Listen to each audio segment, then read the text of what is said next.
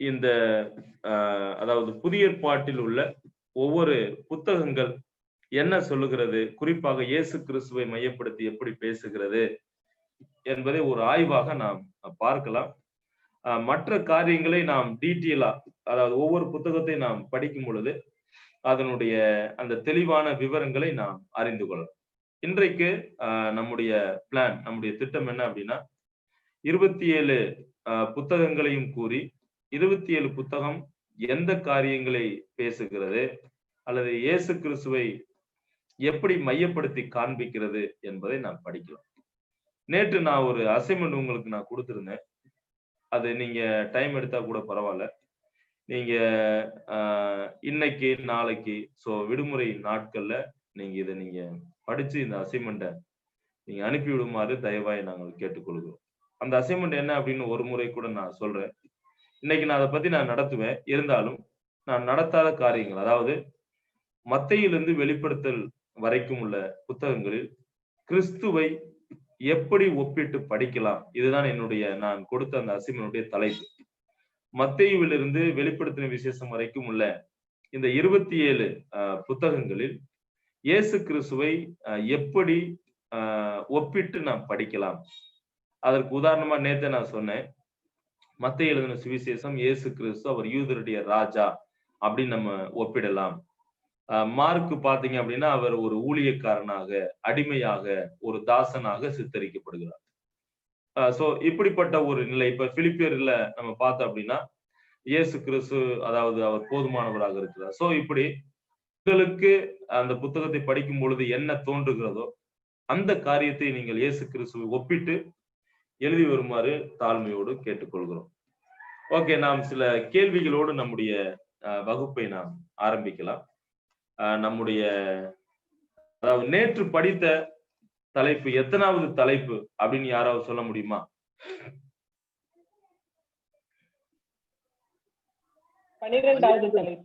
Okay, 12வது தலைப்பு யாராவது வாசிங்க. புதிய ஏற்பாட்டின் பிரிவுகள். புதிய ஏற்பாட்டின் பிரிவுகள். ஓகே, புதிய ஏற்பாட்டின் பிரிவுகள். இது 12வது பாயிண்ட்ல நம்ம என்ன செஞ்சோம் அப்படின்னா படிச்சோம். ரைட். இப்ப 13வது தலைப்பு என்னன்னு வாசிங்க. 13வது தலைப்பு புதிய ஏற்பாட்டு புத்தகங்களும் அதன் தலைப்புகளும். ரைட். இன்னைக்கு அதை எழுதிக்கங்க. 13வது தலைப்புல புதிய ஏற்பாடு புத்தகங்களும் அதன் தலைப்புகளும். புதிய ஏற்பாடு புத்தகங்களும் அதன் தலைப்புகளும்.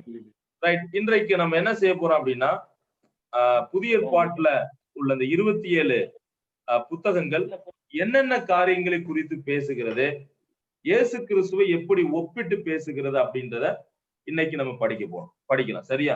இதை இன்றைக்கு நாம் படிக்கக்கூடிய காரியம். ஓகே, நேற்று நான் படித்த காரியத்திலிருந்து சில கேள்விகளோடு நாம் ஆரம்பிக்கலாம். அதாவது ஏற்பாடு, புதிய ஏற்பாடு அப்படின்னு சொன்னதுக்கு இன்னொரு வார்த்தை என்ன, யாராவது சொல்லுங்க? ஏற்பாட்டை எப்படி அழைக்கலாம்? இன்னொரு பெயர்ல புதிய உடன்படிக்கை என்று அழைக்கலாம். புதிய உடன்படிக்கை என்று அழைக்கலாம். இந்த புதிய ஏற்பாட்டை எத்தனை விதமாக பிரிக்கலாம்? 4 விதமாக பிரிக்கலாம். ஓகே, 4 சொல்லி இருக்கிறேன். சில வேளைகள் நான் 5ன்னு சொன்னேன். ஓகே, 4 பிரிவுகளாக இது பிரிக்கலாம். அந்த பிரிவுகள் என்னென்ன அப்படின்னு யாராவது சொல்ல முடியுமா? நற்செய்தி நூல்கள், சபையின் சரித்திரம், நிருபங்கள், தீர்க்கதரிசன புத்தகம். Okay, very good. சுவிசேஷங்கள் அல்லது நற்செய்தி நூல்கள்ல எத்தனை புத்தகங்கள் உள்ளன? 4 புத்தகங்கள். 4 புத்தகங்கள். அப்புறம் சபையின் சரித்திரம் எத்தனை? 1. மொத்த நிருபங்கள் எத்தனை அப்படின்னு கேட்டா என்ன பதில் சொல்லுவீங்க? 21. ஓகே, மொத்த நிருபங்கள் 21. இப்ப நிருபங்களை எத்தனை விதமாக பிரிக்கலாம்? 2. ஓகே, நிருபங்கள் என்று சொன்னால் அதற்கு மற்றொரு பெயர் என்ன? நிருபங்கள் என்பது டேஷ் அப்படின்னா கடிதங்கள். Very good. நிருபங்கள் என்பது கடிதங்கள். எபிசல்ஸ் ஆர் கால்டு லெட்டர்ஸ் அல்லது the letters are called epistles, கடிதங்கள் என்று அழைக்கப்படும். இப்ப இந்த நிருபங்களை 2 விதமாக நாம் பிரித்தோம். முதல் நிருப வகைக்குழு பெயர் என்ன? பவுலின் நிருபம். ஓகே, பவுலின் நிருபங்கள். மற்றொன்று பொதுவான நிருபம். ரைட். பவுலின் நிருபங்கள் எத்தனை? எபிரேயர் உட்பட 14. ஓகே, 13 + 1 14. நம்ம இந்த ஓடி இன்ட்ரோடக்ஷன் படிக்கும் பொழுது இந்த கேள்வி ஒரு சகோதரர் கேட்டிருந்தார். எபிரேயர் நிருபத்தை பவுல் எழுதினார் என்று எப்படி சொல்லுகிறீர்கள்? அதற்கான நான் பதிலை கொடுத்தேன் என்று நான் நினைக்கிறேன். ரைட், ஓகே, இருக்கட்டும். ஓகே, 14 நிருபங்கள். இது ஏன் பவுலின் நிருபங்கள் என்று அழைக்கப்பட்டது அப்படின்னா, இது வெரி சிம்பிள். அதை எழுதினது யாரு, யாருக்கு எழுதின அப்படின்ற பர்டிகுலர் அட்ரஸ் என்ன செய்யுதுன்னா இருக்கு.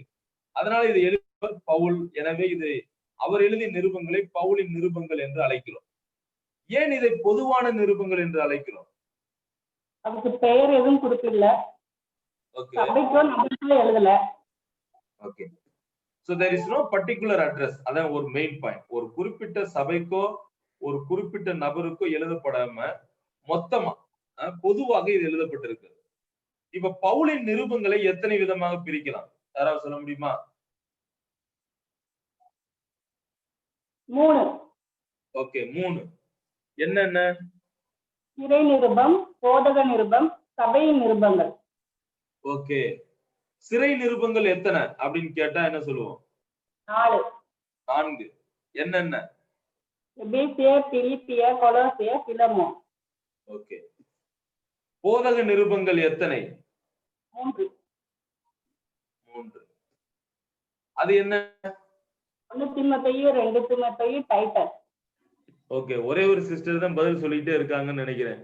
மத்தவங்க யாரும் அந்த கேள்வி செஷன்ல கலந்துக்கிறது இல்லை. சரி, அப்புறம் ஓகே, சிறை நிருபங்கள். அப்போஸ்தலனாகிய பவுல் சிறையில் இருந்து இதை எழுதினார். எனவே இது சிறை நிருபங்கள் என்று அழைக்கப்பட்டது அப்படி சொல்லி படிச்சோம்.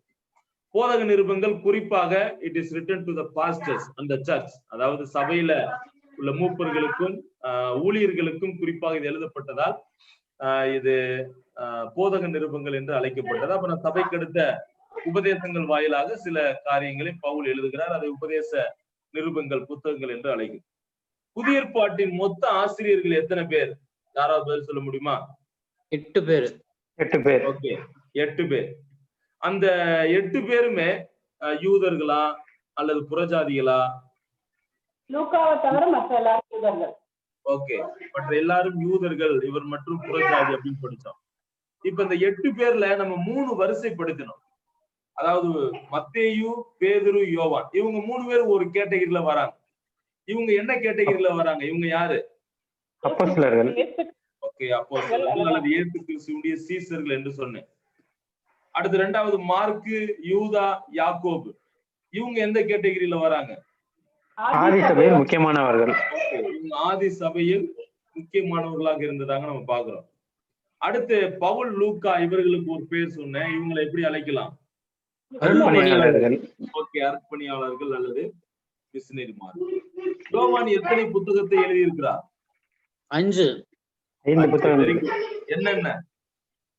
யோவான், 1 யோவான், 2 யோவான், 3 யோவான், வெளிப்படுத்தின விசேஷம். ஓகே. பேதுரு எத்தனை நிருபங்கள் எழுதியிருக்கிறார்? 1 பேதுரு, 2 பேதுரு, 2 புத்தகங்கள். 2 புத்தகங்கள். லூக்கா எத்தனை புத்தகங்கள் எழுதியிருக்கிறார்? லூக்கா, டாக்டர் லூக். 2. லூக்கா அப்போஸ்தலர் நடபடிகள். ஓகே, லூக்காவும் அப்போஸ்தலர் நடபடிகளும். ரைட். அடுத்து நம்ம புதிய ஏற்பாட்டினுடைய இந்த காலக்கிரமம், இதனுடைய பிரிவுகளை நம்ம பார்த்தோம். சோ இந்த காலத்தை, அதாவது கிபி 1 100 வரைக்கும் உள்ள கிமு 6 முதல் கிபி 1 வரைக்கும் உள்ள காலங்களை எத்தனை விதங்களாக பிரிக்கலாம்? 3 வகையா பிரிச்சிருக்கு. 3 வகையாக நாம் பிரிக்கலாம். அந்த பிரிவுகளை சொல்ல முடியுமா? ஆரம்ப காலம், விரிவடைந்த காலம், ஓகே, ஒருங்கிணைந்த காலம். ஓகே, இந்த ஆரம்ப காலகட்டங்கள்ல, அதாவது கிமு 6 30 வரைக்கும் உள்ள காலங்களாக நம்ம பிரிச்சோம். இந்த கிமு 6 30 வரைக்கும் இந்த ஆரம்ப காலகட்டங்களில் என்னென்ன சம்பவங்கள் முக்கியமானதாக நீங்கள் பார்க்கிறீர்கள்? எது எது முக்கியமானதாக நாம் எடுத்துக்கொள்ளலாம்? இயேசு கிறிஸ்துவின் பிறப்பு, ஓகே, பாடுகள், அவருடைய ஊழியங்கள், அவருடைய பாடுகள். வேற ஏதாவது சொல்ல முடியுமா? சபை நிறுவப்படுதல். இல்ல அது ஓகே, அதனுடைய எண்ட்ல வருது. ஓகே, வேற ஓகே, இரண்டாவது காலத்துக்கு வருவோம். இரண்டாவது காலத்தை எப்படி நான் அழைத்தேன் என்றால் விரிவடைந்த காலம். அதாவது கிபி 30 60 வரைக்கும்.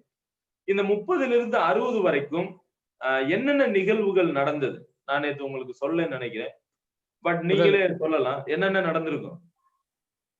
சபை ஸ்தாபிக்கப்படுதல், வேற பவுலின் மனம் திரும்புதல். Very good. பவுலினுடைய மனம் திரும்புதல் நம்ம படிக்கிறோம். அப்புறம் எருசலேமுடைய சபை மற்றும் அந்த எருசலேம் மன்றம் கூடி வருதல் நம்ம படிக்கிறோம். வேற சபை விரிவாக்கமடைதல். சொல்லுங்க சிஸ்டர். எது? சபை விரிவாக்கமடைதல்.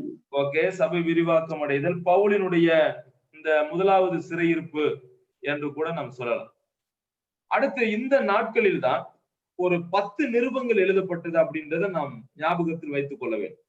இந்த காலகட்டங்களில் 10 நிருபங்கள் எழுதப்பட்டிருக்க வேண்டும். குறிப்பாக ரோமர், கலாத்தியர், 1-2 தெசலோனிக்கேயர், 1-2 குருந்தியர், எபேசியர், கொலோசையர், பிலிப்பியர், பிலமோன் மற்றும் யாக்கோபு. சோ இந்த நாட்களில் தான் இது எழுதப்பட்டிருந்திருக்க வேண்டும் அப்படின்னு ஒரு கருத்து சொல்லப்படுகிறது. அடுத்து ஒருங்கிணைந்த காலத்துக்கு நம்ம வருவோம். இந்த மூன்றாவது காலம் ஒருங்கிணைந்த காலத்துல கிபி 60 முதல் கிபி 100 வரைக்கும் உள்ள நிகழ்வுகள். இதுல என்ன ஆகுது அப்படின்னா பவுல் 2ஆம் சிறையிருப்பை நம்ம இங்க பாக்குறோம். அடுத்து எருசலேம் இந்த நாட்களில் அழிக்கப்பட்டது. இந்த காலகட்டங்களில் 1-2 தீமோத்தேயு, தீத்து, 1-2 பேதுரு, எபிரேயர், அப்புறம் யூதா, 1-2-3 யோவான், வெளிப்படுத்தின விசேஷம். சோ இந்த நாட்களில் இந்த புத்தகங்கள் எல்லாம் எழுதப்பட்டிருக்க வேண்டும். சரியா? இது வரைக்கும் நம்ம நேத்து படிச்சோம். ரொம்ப சந்தோஷம், ரொம்ப நன்றி. கொஸ்டின் ஆன்சர் செஷன் எல்லாரும் நீங்க கலந்துக்கிட்டீங்க. நீங்க நிறைய காரியங்கள் கற்று வருகிறீர்கள் என்பதை நினைக்கும் போது மிகுந்த மகிழ்ச்சி அடைகிறேன். ஓகே, நம்முடைய இன்றைக்கு தலைப்புக்குள்ளாக நம்ம போகலாம். நம்முடைய தலைப்பு 13வது தலைப்பு எழுதிக் கொள்ளுங்கள். புதிய ஏற்பாடு புத்தகங்களும் அதன் தலைப்புகளும் அப்படின்ற டைட்டில் எழுதிக்கிட்டு எல்லாரும் நீங்க புதிய ஏற்பாடு பைபிள் ஓபன் பண்ணுங்க. மத்தேயு எழுதின சுவிசேஷத்துக்கு வருவோம். சோ ஒவ்வொரு புத்தகத்திலையுமே என்னென்ன காரியங்களை குறித்து படிக்கிறோம், என்ன சொல்லுது அப்படின்றத ஒரு ஓரலா நான் உங்களுக்கு என்ன செய்வேன்னா சொல்ல போறேன். நம்ம ஒவ்வொரு புத்தகமா நம்ம படிக்கும் பொழுது அதனுடைய பேக்ரவுண்ட், அதனுடைய பின்னணி, சூழல், நோக்கம், அதனுடைய அந்த மைய வசனம் எது, இதனுடைய நோக்கம், அந்த ஒவ்வொரு புத்தகம் எழுதப்பட்ட நோக்கம் என்ன, ஆசிரியர் யார் அப்படின்றத நம்ம கொஞ்சம் விரிவா படிக்க போறோம். ஆனா இந்த இடத்துல ஒவ்வொரு புத்தகமும் என்ன சொல்லுகிறது அப்படின்றத புரிந்து கொள்வதற்காக சில காரியங்களை ஒவ்வொரு புத்தகத்தினுடைய ஒரு குறிப்பிட்ட ஒரு காரியங்களை மட்டும் சொல்லி நான் கடந்து போகிறேன். ஓகே, முதல் புத்தகம் மத்தேயு. இப்ப மத்தேயுவில் நாம் என்ன பார்க்கிறோம், என்ன படிக்கிறோம் அப்படின்னா இயேசு கிறிஸ்து யூதருடைய ராஜாவாக இந்த எழுத்தாளர் எழுதுகிறார். சரியா? அப்ப நீங்க மத்தேயு அப்படின்னு போட்டு நான் சொல்றத உங்களால எவ்வளவு எழுத முடியுமோ, எவ்வளவு எளிமையா எழுத முடியுமோ நீங்க அப்படி எழுதிக்கலாம். மத்தேயு சுவிசேஷத்துக்கு நாம் வரும்போது இயேசு கிறிஸ்து யூதருடைய ராஜா என்று மத்தேயு காண்பிக்கிறார். குறிப்பாக இந்த யூதர்கள் மேசியாவை, ராஜாவை எதிர்பார்த்த ஒரு தருணம். இந்த தருணத்தை மத்தேயு பயன்படுத்தி, அதாவது நீங்கள் எதிர்பார்த்த மேசியா, ராஜா உங்களிடத்தில் வந்திருக்கிறார் என்பதை சொல்லுவதற்காக இந்த புத்தகம் எழுதினார். இந்த புத்தகம் இயேசு கிறிஸ்துவை யூதருக்கு ராஜாவாக பேசுகிறது. மார்க் எழுதின சுவிசேஷத்துக்கு நம்ம 2வது புத்தகம் மார்க் எழுதின சுவிசேஷத்துக்கு நம்ம வந்தோம் அப்படின்னா இயேசு கிறிஸ்துவை அதாவது ஒரு வேலைக்காரனாக அல்லது ஒரு அடிமையானவனை போல மார்க் சித்தரிக்கிறார்.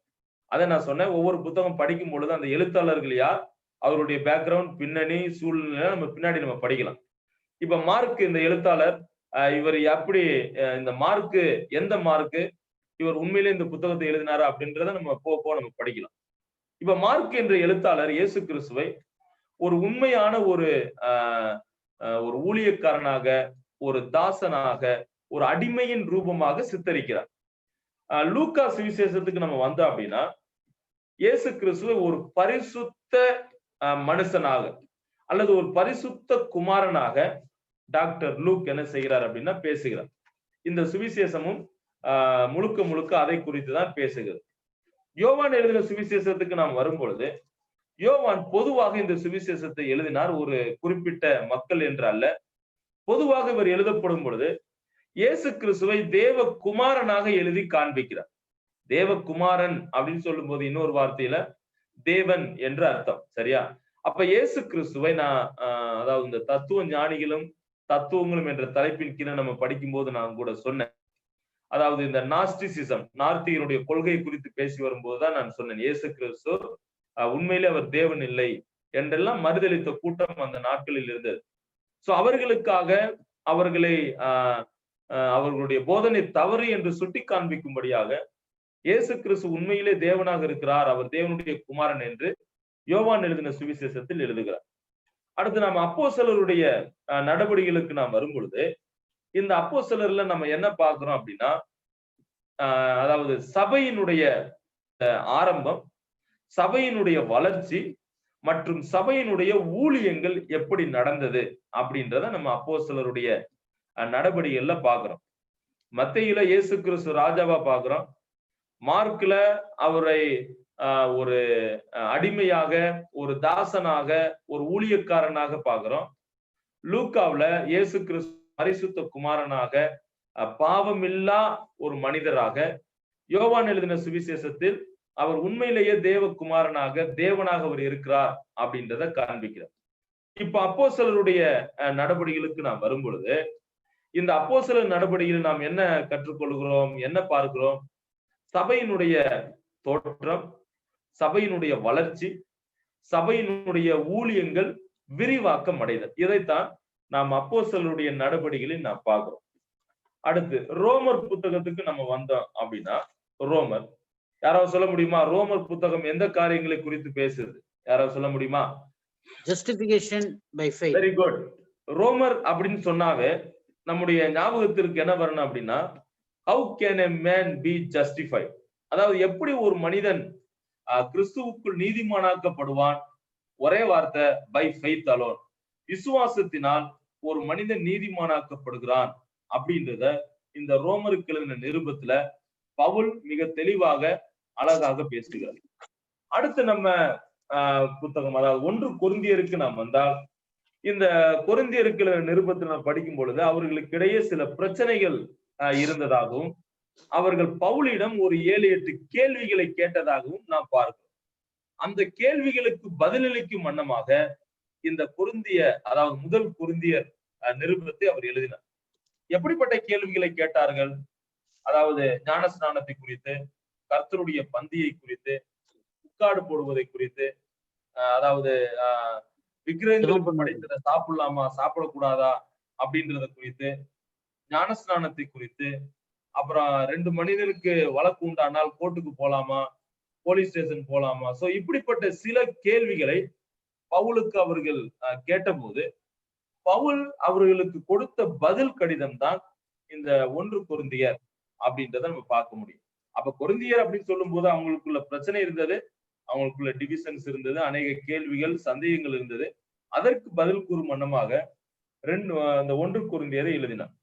2 கொரிந்தியருக்கு நாம் வரும் பொழுது அவருடைய, அதாவது அப்போஸ்தலர், நான் அப்போஸ்தலன் என்பதை நிரூபித்து இங்கே எழுதுகிறார். ஏனென்றால் அவர்களுக்குள்ள உண்மையிலே இந்த அப்போஸ்தலனாய் பவுல் ஆண்டவரால் அனுப்பப்பட்டவரா, உண்மையிலே இவன் அப்போஸ்தலனா அப்படின்ற கேள்வி அவர்களுக்கு வந்த போது இந்த நிருபத்தின் மூலமாக அவர் ஒரு அப்போஸ்தலன், தேவனால் அழைக்கப்பட்டவர் என்று 2 கொரிந்தியரில் அவர் எழுதுகிறார்.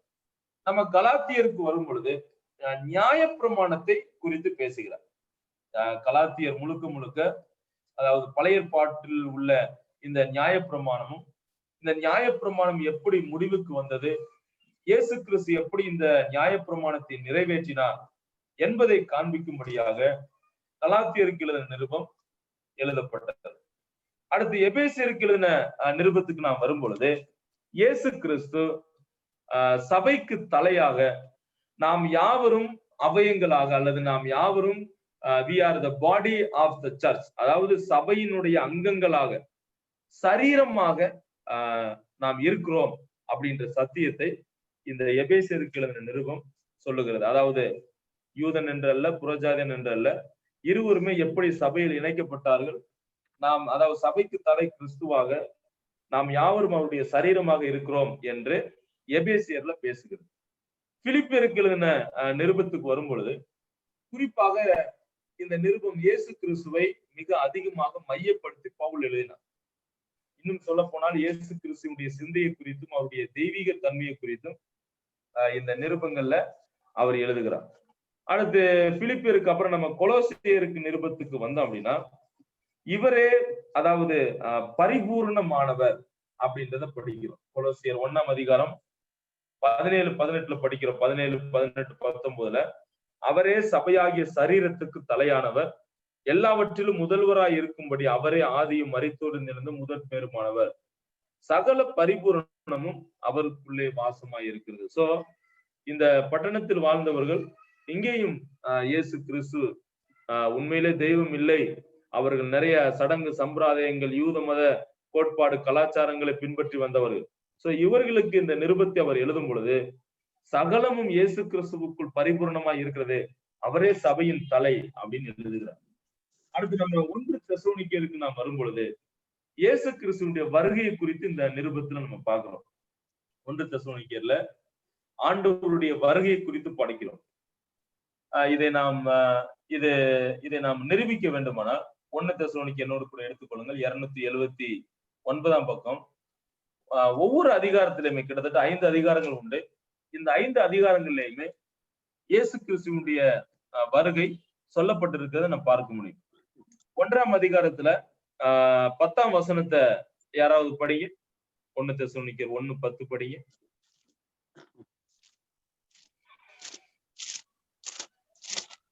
அவர் மரித்தோரிலிருந்து எழும்பினவரும் இனிவரும் கோபாக்கினையை நின்று நம்மை நீங்களாக்கி ரட்சிக்கிறவருமாய் இருக்கிற அவருடைய குமாரனாகிய இயேசு பரலோகத்திலிருந்து வருவதை நீங்கள் எதிர்பார்த்து பாருங்க. இயேசு கிறிஸ்து பரலோகத்திலிருந்து வருவதை, சோ அவருடைய வருகையை குறித்து இது பேசுதா. 2ஆம் அதிகாரத்துக்கு நம்ம வந்து அப்படின்னா 19ஆம் வசனத்தை பாருங்க. 2ஆம் அதிகாரம் 19ல அவர் வரும்போது 4வது லைன்ல இருக்கு பாருங்க. 3-4 லைன் நம்முடைய கர்த்தராகிய இயேசு கிறிஸ்து வரும்போது. சோ இங்கேயும் அவருடைய வருகை குறித்து பேசுகிறது. 3ஆம் அதிகாரத்துக்கு வாங்க. கடைசி வசனம் 13ஆம் வசனம். இவ்விதமாய் நம்முடைய கர்த்தராகிய இயேசு கிறிஸ்து தமது பரிசுத்தவான்கள் அனைவரோடும் கூட வரும்போது. சோ இங்கேயும் அவருடைய வருகை குறித்து 3ஆம் அதிகாரத்தில் பேசுகிறதை நாம் பார்க்கிறோம். 4ஆம் அதிகாரம் எல்லோருக்குமே ஃபேமஸான தெரிந்த ஒரு பகுதி இருக்கு. 4ஆம் அதிகாரம் 13-14 இருந்து நம்ம படிக்கிறோம். கடைசி வசனம் 15. பின்பு உயிரோடு இருக்கும் நாமும் கர்த்தருக்கு எதிர்கொண்டு போக. 16ஆம் வசனம். ஏனெனில் கர்த்தர் தாமே ஆரவாரத்தோடும் பிரதான தூதரின் சத்தத்தோடும் தேவ எக்காலத்தோடும் வானத்திலிருந்து இறங்கி வருவார். சோ இங்கேயும் அவருடைய வருகையை குறித்து இந்த அதிகாரம் பேசுது. 5ஆம் அதிகாரத்துக்கு வந்தோம்னா 23ஆம் வசனத்தை பாருங்க. 1 தெசலோனிக்கேயர் 5:23. சமாதானத்தின் தேவன் தாமே உங்களை முற்றிலும் பரிசுத்தமாக்குவாராக, உங்கள் ஆவி ஆத்துமா சரீரம் முழுவதும் நம்முடைய கர்த்தராகிய இயேசு கிறிஸ்து வரும்போது. சோ இந்த 1 தெசலோனிக்கேயர் முழுவதும் ஆண்டவருடைய வருகையை முக்கியப்படுத்தி பேசுகிறதை நம்ம பார்க்கணும். 2 தெசலோனிக்கேயர்லயுமே இப்ப 1 தெசலோனிக்கேயர்ல அவர் சபைக்காக வருகிறதையும், 2 தெசலோனிக்கேயர் அவர் சபையோடு இந்த உலகத்திற்கு வருகிறதையும் கடைசி காலங்களை குறித்து இந்த நிருபம் பேசுகிறது. அடுத்து நாம் 1 தீமோத்தேயுக்கு நாம் வரும்பொழுது இங்க குறிப்பாக ஒரு ஊழியன், அதாவது சபையை குறித்து, ஊழியர் எப்படி இருக்க வேண்டும், மூப்பர் எப்படி இருக்க வேண்டும், உதவிக்காரர்கள் எப்படி இருக்க வேண்டும் என்பதை குறித்து இந்த 1 தீமோத்தேயுனுடைய நிருபம் பேசுகிறதை நான் பார்க்க முடியும். 2வது தீமோத்தேயுக்கு நாம் வரும்பொழுது இங்கே அநேக விதமான தவறான போதனைகள் இருந்தது. ஆக கடைசி நாட்களில் எப்படி ஒரு ஊழியக்காரர் என்ற நிலைமையில் தங்களுடைய ஊழியத்தை நிறைவேற்ற வேண்டும் என்று 2 தீமோத்தேயுல நம்ம படிக்கிறோம். தீத்து அப்படின்றவரை குறித்து நாம் அந்த நிருபத்தை நான் படிக்கும் பொழுது இந்த தீத்துவும் ஒரு ஊழியக்காரர் என்ற நிலைமையில அவர் சபையை எப்படி கண்காணிக்க வேண்டும், எப்படி அவர் பாதுகாத்துக் கொள்ள வேண்டும், தவறான போதனையிலிருந்து எப்படி தன்னை விலக்கிக் கொள்ள வேண்டும் என்று தீத்துவின் நிருபத்தில் எழுதுகிறத நம்ம பார்க்கிறோம். பிலமோன் நிருபத்துக்கு நாம் வரும் பொழுது அந்த ஸ்டோரி உங்க எல்லாருக்குமே தெரியும். அப்போஸ்தலனாகிய பவுல் ஒரு அடிமையான இந்த பிலமோனுக்கு இந்த அதாவது இந்த பிலமோனுக்கு அவர் கடிதம் எழுதுகிறதை நம்ம பார்க்கிறோம். இங்கே ஒரு நபரை குறித்து நான் படிக்கிறோம், ஒனேசிமை குறித்து நான் படிக்கிறோம்.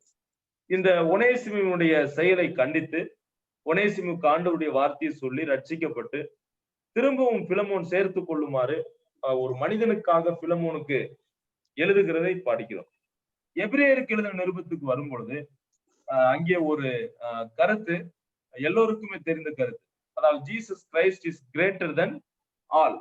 இயேசு கிறிஸ்து எல்லாவற்றை காட்டிலும் அவர் மேலானவராக இருக்கிறார் அப்படின்றத இந்த எபிரேயருக்கு எழுதின எழுத்தாளர் பவுல் கூட என்று சொல்லலாம், அவர் எழுதியிருக்கிறார். அதாவது ஒவ்வொரு அதிகாரத்திலும் நாம் அதை படிக்கும்போது விரிவாக படிக்கலாம். இயேசு கிறிஸ்து தேவ தூதர்களை காட்டிலும் மேலானவர், மனிதனை காட்டிலும் மேலானவர், மோசையை காட்டிலும், அப்புறம் யோசுவாவை காட்டிலும், பலிமுறைகளை காட்டிலும், ஆசாரியனை காட்டிலும், அப்புறம் பாத்தீங்கன்னா உடன்படிக்கையை காட்டிலும், பலிகளை காட்டிலும் அவர் மேலானவர் அப்படின்றத எபிரேயர் புத்தகத்துல நம்ம படிக்கிறோம். அடுத்து நம்ம எபிரேயருக்கு அப்புறம் 1 பேதுருவுக்கு நம்ம வரும் பொழுது இந்த 1 பேதுருல குறிப்பாக பாடுகளை குறித்து பேதுரு எழுதுகிறார். இது ஒரு ஹிஸ்டாரிக்கல் பேக்ரவுண்டோட. அடுத்து யாக்கோபுக்கு வருவோம். எபிரேயருக்கு அப்புறம் யாக்கோபு எழுதின நிருபம். இந்த யாக்கோபு எழுதின நிருபத்தில் குறிப்பாக சோதனையை குறித்து இந்த எழுத்தாளர் எழுதுகிறார். அப்புறம் நாவை குறித்து இங்கே சொல்லுகிறார். 3ஆவதாக அதாவது 2ஆம் அதிகாரம் பட்சபாதம் பார்க்க கூடாது என்று சொல்லுகிறார். 3ஆம் அதிகாரத்துக்கு நான் வரும்பொழுது நாவை குறித்து பேசுகிறார். 4 உலக காரியங்கள். 5ஆம் அதிகாரம் ஒரு ஐஸ்வர்யவான்களுக்கு எச்சரிக்கை கொடுக்கக்கூடிய விதத்தில் இதை எழுதுகிறதை நம்ம பார்க்கிறோம். 1 பேதுருவுக்கு நாம் வரும்போது பாடுகளை குறித்து என்ன செய்கிறார் அப்படின்னா எழுதுகிறார். 2வது பேதுரு வரும் பொழுது தவறான போதனைகளுக்கு எதிராக இருக்க வேண்டும் அல்லது தவறான போதனைகளை பின்பற்றி விடக்கூடாது என்பதையும் ஆண்டவருடைய வருகை குறித்தும் அவர் பேசுகிறார். அடுத்து நாம் 1 யோவானுக்கு நாம் வரும்போது, அதாவது 1 யோவான்ல உண்மையிலே தேவனுடைய பிள்ளைகள்னா யாரு அப்படின்ற கருத்தையும் ஐக்கியத்தை குறித்தும் அதிகமாக 1 யோவானில் அவர் எழுதுகிறதை பார்க்கிறோம். 2 யோவானுக்கு நம்ம வரும் பொழுது சத்தியத்தை குறித்து அவர் எழுதுகிறார். 3வது யோவானை படிக்கும் பொழுது காயு அப்படின்ற ஒரு நபருக்கு எழுதுகிறார். இவருக்கும் அதாவது ஒரு தனி மனித வாழ்வில் எப்படி ஒழுக்கமாய் நடந்து கொள்ள வேண்டும் என்று எழுதுகிறார். யூதா நிருபத்துக்கு நம்ம வந்தோம் அப்படின்னா இங்கேயும் தவறான போதனைகளுக்கு எதிராக நம்முடைய விசுவாசத்தை நாம் எப்படி காத்துக்கொள்ள வேண்டும் என்று யூதா நிருபத்தில் நாம் பார்க்கிறோம். அப்புறம் வெளிப்படுத்தின விசேஷத்துக்கு நாம் வரும் பொழுது அதனுடைய முடிவு காரியங்கள், இயேசு கிறிஸ்து ராஜாதி ராஜாவாக கர்த்தாதி கர்த்தாவாக அவர் இருக்கிறார் என்பதை இந்த 27 புத்தகங்களும் ஒவ்வொரு காரியங்களை சுட்டி காண்பித்து பேசுகிறது என்பதை நாம் புரிந்து கொள்ள வேண்டும். ஒவ்வொரு புத்தகம் நாம் வரும் பொழுது இதனுடைய டீட்டெயிலான காரியங்களை நாம் படிக்கலாம். அடுத்து நீங்க இப்ப எப்படி தலை போடுறீங்க அப்படின்னா ஒவ்வொரு புத்தகத்திலும் இயேசு கிறிஸ்து அப்படின்னு ஒரு தலை போடுங்க. புதிய ஏற்பாட்டில் உள்ள ஒவ்வொரு புத்தகத்திலும் இயேசு கிறிஸ்து அப்படின்னு தலை போட்டு ஒவ்வொரு புத்தகத்திலும் இயேசு கிறிஸ்து எப்படி பாவிக்கப்படுகிறார், எப்படி சித்தரிக்கப்படுகிறார் அப்படின்றத நான் சொல்றேன், நீங்க எழுதிக்கலாம். ஒவ்வொரு புத்தகத்திலும் இயேசு கிறிஸ்து அப்படின்னு போடுங்க. ஓகே, மத்தேயுல ராஜா அப்படின்னு இருக்கு, யூதருடைய ராஜா. இயேசு கிறிஸ்து யார் அப்படின்னா யூதருடைய ராஜா. இட் சோஸ் ஜீசஸ்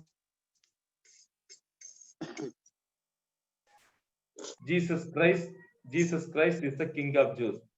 அடுத்து மார்க்கு சுவிசேஷம் இயேசு கிறிஸ்துவை ஊழியக்காரனாக காண்பிக்கிறது. ஊழியக்காரன், சர்வன்.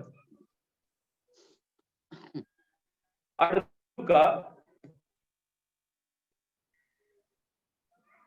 பரிபூரண மனிதனாக.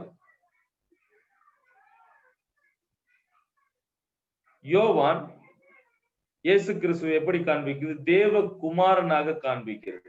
தேவகுமாரனாக.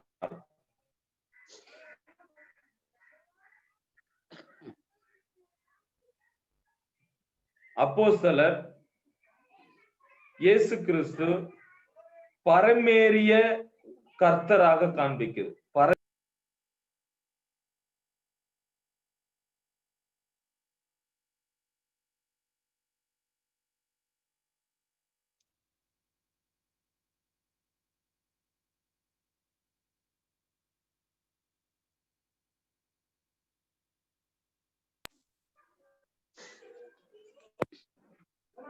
Okay, sorry. அப்போஸ்தலருடைய நடபடிகள் பரமேறிய கர்த்தர் என்று பேசு.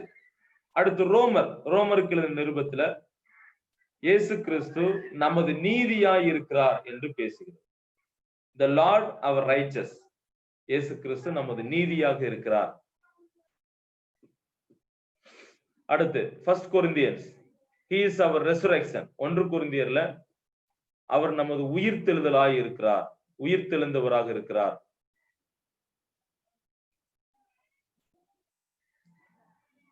அடுத்து 2 கொரிந்தியர், Jesus Christ is our comforter. அவர் நமது ஆறுதலாக இருக்கிறார். இயேசு கிறிஸ்து நமது ஆறுதலாக இருக்கிறார்.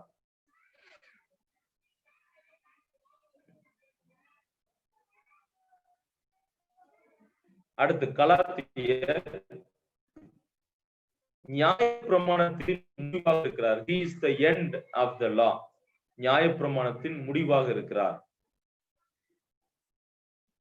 எபேசியர், the head of the church. சபையின் தலையாக இருக்கிறார். இயேசு கிறிஸ்து சபையின் தலையாக இருக்கிறார்.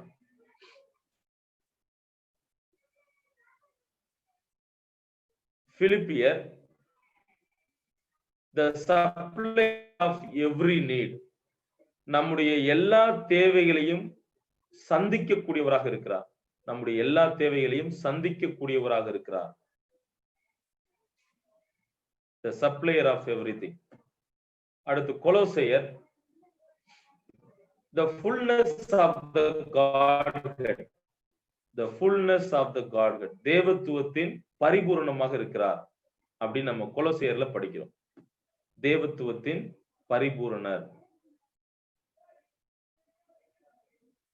அடுத்து 1 தெசலோனிக்கேயர், கிறிஸ்து சபைக்காக வருகிறவராக இருக்கிறார். He comes for the church. சபைக்காக வருகிறவர். 2 தெசலோனிக்கேயர், சபையுடன் வருகிறவர். He comes with the church. சபையுடன் வருகிறவர்.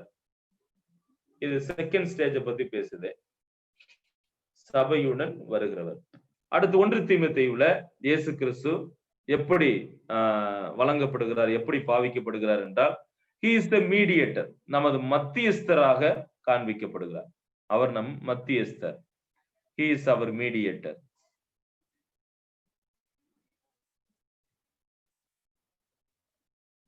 அடுத்து 2 தீமோத்தேயு, the bestower of crowns. கிரீடங்களை அளிப்பவராக இருக்கிறார். கிரீடங்களை அளிப்பவராக இருக்கிறார்.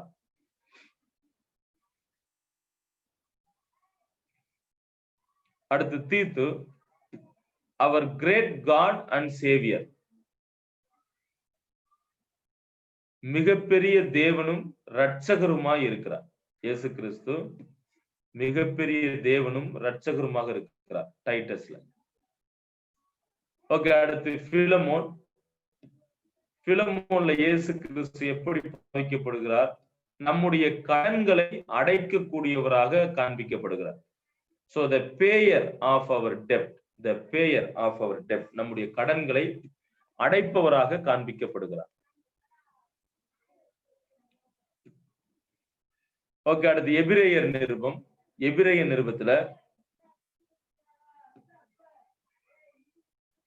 விசுவாசத்தின் முன்மாதிரியாகவும்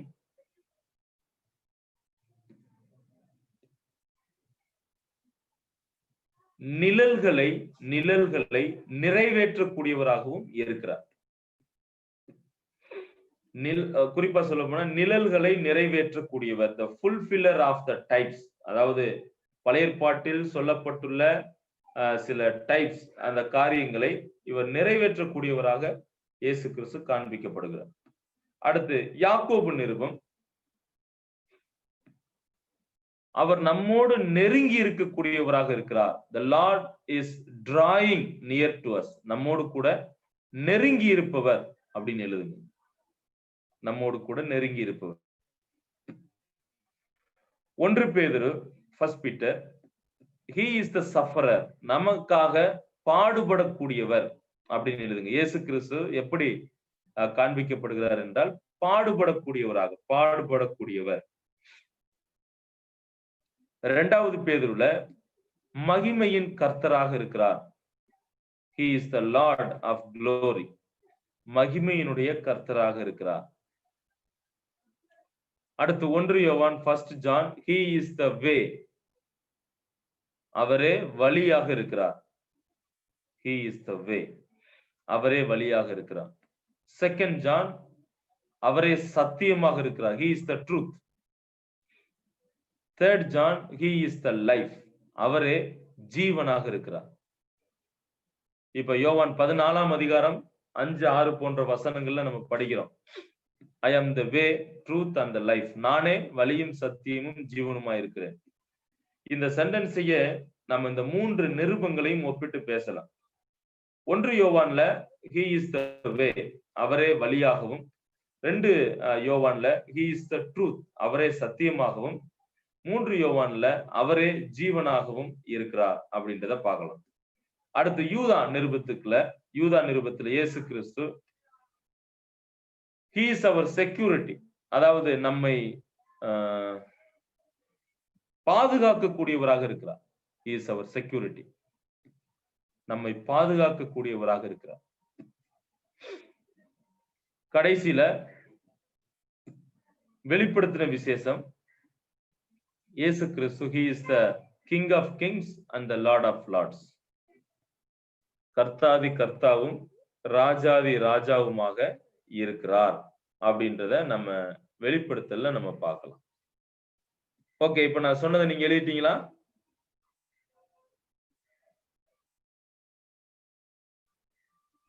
ஓகே சார். ஓகே, இப்படித்தான் நாம் இயேசு கிறிஸ்துவை புதிய ஏற்பாட்டுடன் நம்ம ஒப்பிட்டு பார்க்கலாம். நான் ஒரு முறை கூட அந்த காரியத்தை நம்ம என்ன எழுதணும் அப்படின்றத நான் சொல்றேன், நீங்க செக் பண்ணுங்க. ஒருவேளை தவறாக இருந்தால் திருத்திக் கொள்ளுங்கள், இல்லை என்றால் நீங்கள் எழுதிக் கொள்ளுங்கள். Matthew, it shows he is the king of Jews. இயேசு கிறிஸ்து யூதருடைய ராஜா என்றும், Mark he is presented or he is showing he is showed as a servant, ஒரு ஊழியக்காரனாக. லூக்காவிலே Jesus Christ is a perfect man, perfect son of man, பரிசுத்த மனிதனாக.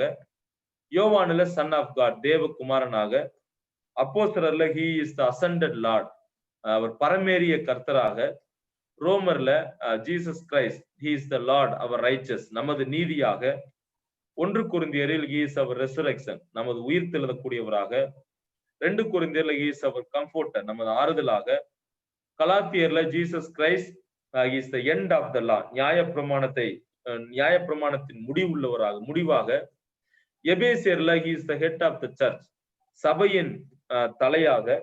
பிலிப்பியர்ல the supplier of every need, நம்முடைய தேவைகள் எல்லாவற்றையும் சந்திக்கக்கூடியவராக. கொலோசியர்ல the fullness of the Godhead, தேவத்துவத்தின் பரிபூரணம் எல்லாம் இவருக்குள் இருக்கிறதாக. 1 தெசலோனிக்கேயர்ல he comes for the church, சபைக்காக அவர் வருகிறவராகவும். 2 தெசலோனிக்கேயர்ல he comes with the church, சபையோடு வருகிறவராகவும். 1 தீமோத்தேயுல he is our mediator, நமது மீடியேட்டர். Okay, thank you. மத்தியஸ்தராக. 2 தீமோத்தேயுல கிரீடங்களை வழங்கக்கூடியவராக, the bestower of crowns என்றும்.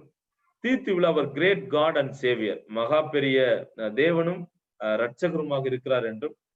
பிலமோனில the payer of our debt, நம்முடைய கடன்களை எல்லாம் அடைக்கக்கூடியவராகவும். எபிரேயர் நிருபத்தில் the fulfiller of types, அதாவது பழைய ஏற்பாட்டில் சொல்லப்பட்ட எல்லாவற்றையும் நிறைவேற்றக்கூடியவராகவும். யாக்கோபுல அவர் நம்மோடு கூட நெருங்கி இருக்கக்கூடியவராகவும். 1 பேதுருல he is the sufferer, பாடுபடக்கூடியவராகவும். 2 பேதுருல லார்ட் ஆஃப் க்ளோரி, மகிமையின் கர்த்தராகவும். 1 யோவான்ல அவரே வழியாகவும், he is the way, 2 யோவானில் த ட்ரூத், அவரே சத்தியமாகவும், 3 யோவானில் அவரே ஜீவனாகவும் இருக்கிறார். யூதா நிருபத்துக்கு வரும்பொழுது ஈஸ் அவர் செக்யூரிட்டி, அவர் நம்மை காத்துக் கொள்ளக்கூடியவராக, கடைசியில ராஜாதி ராஜாவாக, கர்த்தாதி கர்த்தாவாக இயேசு கிறிஸ்துவை சித்தரிக்கிறது. சோ நாம் இன்றைக்கு படித்த காரியங்களோடு நாம் இந்த இடத்தில் நாம் முடிக்கலாம். உங்களுக்கு ஏதாவது சந்தேகங்கள் இருந்தா கேட்கலாம். நம்ம படிச்ச பாடத்துல ஏதாவது புரியல, சந்தேகங்கள்னா நீங்க கேட்கலாம்.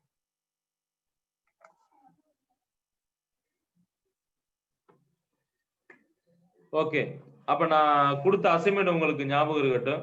இப்ப நான் சொன்னது மாதிரி ஒவ்வொரு புத்தகத்திலும் இயேசு கிறிஸ்து வேற விதமாக, வேற ஆங்கிள் எப்படி பார்க்கலாம், எப்படி பார்க்கப்படுகிறார் அப்படின்றத நேரம் எடுத்து நீங்கள் எழுதி நம்முடைய வாட்ஸ்அப் குள்ள அனுப்பிவிடும். இப்ப நம்ம ஜெபித்து நம்முடைய வகுப்பை நாம் முடிக்கலாம். நேசிக்கிற ஆண்டவரை நாங்கள் நன்றி செலுத்துகிறோம். ஆண்டவரே, புதிய ஏற்பாட்டில் உள்ள இந்த 27 புத்தகங்களையும் நாங்கள் படிப்பதற்கும், அதை இயேசு கிறிஸ்து எப்படியாய் வழங்கப்படுகிறார், காண்பிக்கப்படுகிறார் என்பதையும், ஒவ்வொரு புத்தகமும் என்னென்ன காரியங்கள் இது சொல்லுகிறது என்பதை நாங்கள் சுருக்கமாக நாங்கள் படிக்க நீங்க உதவி செஞ்சீங்க. தொடர்ந்து ஆண்டவரை வரக்கூடிய நாட்களும் இன்னும் அதிகமான ஆழமான சத்தியங்கள் நாங்கள் படித்து தெரிந்து கொள்ள உதவி செய்யும். மாணவர்களுக்கு நன்றி. விசேஷமாக வரக்கூடிய வகுப்புக்காக நாங்கள் ஜெபிக்கிறோம். அந்த வகுப்பையும் ஆசீர்வதித்தாங்க. இயேசு கிறிஸ்து நாமத்தில் ஜெபிக்கிறோம் பிதாவே, ஆமென். ரைட், நம்ம இப்பொழுது 2வது வகுப்புக்குள்ளாக செல்லலாம். சகோதரர் சுனில் அவர்கள் ஓடி சர்வே என்ற பாடத்தை தொடர்ந்து எடுப்பார்கள். நான் ஓவர் டு சுனில் ஜியோட.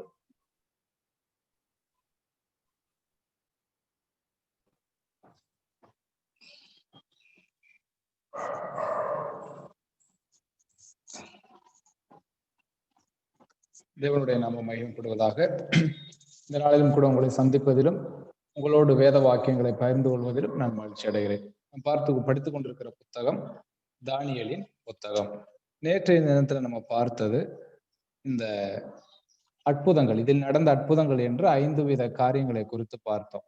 அதாவது அந்த இளைஞர்கள் தீயிலிருந்து தப்புவிக்கப்படுதல், அதிகாரம் 3 ஒரு அற்புதமாக பாவிக்கப்படுகிறது. அடுத்ததாக 2 சுவரில் கையிருப்பு தோன்றி தேவனுடைய கையிருப்பு தோன்றி எழுதுதல், அதிகாரம் 5. அடுத்து சிங்க குகையில் தானியேல் சேதமடையாமல் பாதுகாக்கப்படுதல், அதிகாரம் 3. அடுத்தபடியா 4வது நேபுகாத்நேச்சாரின் தள்ளப்பட்ட நிலையை குறித்து, அவனுக்கு பெருமை வந்தவுடனே தேவன் அவரை வாதிக்கிற அந்த நிலையை குறித்து அதிகாரம் 4ல பார்க்க முடியும். அடுத்து அசாதாரணமான தானியேல் பார்க்கின்ற அந்த தீர்க்க தரிசனங்கள், அதிகாரம் 2, 7, 8, அப்புறம் 9லிருந்து 12 ஆகிய இடங்கள்ல நம்ம பார்த்தோம். அடுத்ததாக முக்கிய குறிப்பு என்று இதுல பார்க்கும் பொழுது, இதில் நம்ம நேற்று பார்த்தோம் 5 வித சாம்ராஜ்யங்கள் இதில் சொல்லப்பட்டிருக்கின்றன என்பதை குறித்து பார்த்தோம். இருக்கிற சாம்ராஜ்யம், இனி வரப்போகிற சாம்ராஜ்யங்களை குறித்து நம்ம என்ன செய்தோம், அதுல பார்க்க முடிகிறது. சரிங்களா? முக்கியமா சொன்ன 7 சாம்ராஜ்யங்கள் இந்த உலகத்தை ஆட்சி செய்தன. முதலாவது பார்க்கும் பொழுது அது ஒரு எகிப்திய சாம்ராஜ்யம். அதற்கு பிறகு பார்த்தீங்கன்னா அசீரிய சாம்ராஜ்யம். அதற்கு பிற்பாடு வந்தது அந்த புத்தகத்தில் உள்ள சாம்ராஜ்யங்கள். இருந்தாலுமே எல்லா சாம்ராஜ்யங்களுமே பல வருடங்களுக்கு முன்பாக, அதாவது இந்த சாம்ராஜ்யங்களுடைய காலம் என்று நம்ம இதுல குறிப்பிடும் பொழுது நம்ம எதை எடுத்துக்கணும்னா, அந்த சாம்ராஜ்யம் உலக வல்லரசாக தன்னை பிரகடனப்படுத்தி உயர்ந்த நிலையிலிருந்து தான் இந்த காலமே ஒழிய அதற்கு முன்னமே அந்த அரசுகள் இல்லை என்று நம்ம சொல்லிவிட முடியாது. அதான் பார்த்தோம். இந்த புத்தகத்துல 3வது சாம்ராஜ்யமாகத்தான் நம்ம என்ன செய்யறோம், கால வரிசையில் எந்தெந்த சாம்ராஜ்யங்கள் உலகத்தை ஆட்சி செய்தன என்று பார்க்கும் பொழுது, முதலாவது எகிப்திய சாம்ராஜ்யம், 2 அசிரிய சாம்ராஜ்யம், 3 பாபிலோனிய சாம்ராஜ்யம் என்று சொல்றோம்.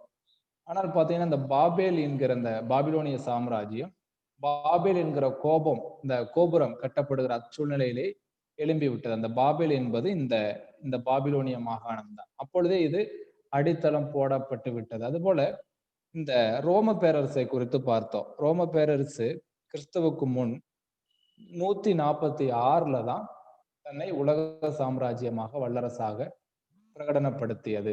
இருப்பினும் கூட இந்த ரோம பேரரசு எப்பொழுது ஸ்தாபிக்கப்பட்டது என்று சொன்னால் கிறிஸ்துவுக்கு முன் 753ல ரோமுலஸ் என்கிற ஒரு அரசனால் இது ஆரம்பிக்கப்பட்டது.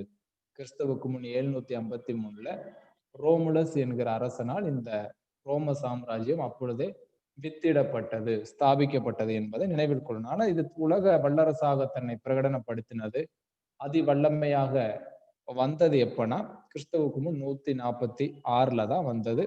இது கிறிஸ்துவுக்கு பின் 476 வரைக்கும் இருந்தது. சரிங்களா?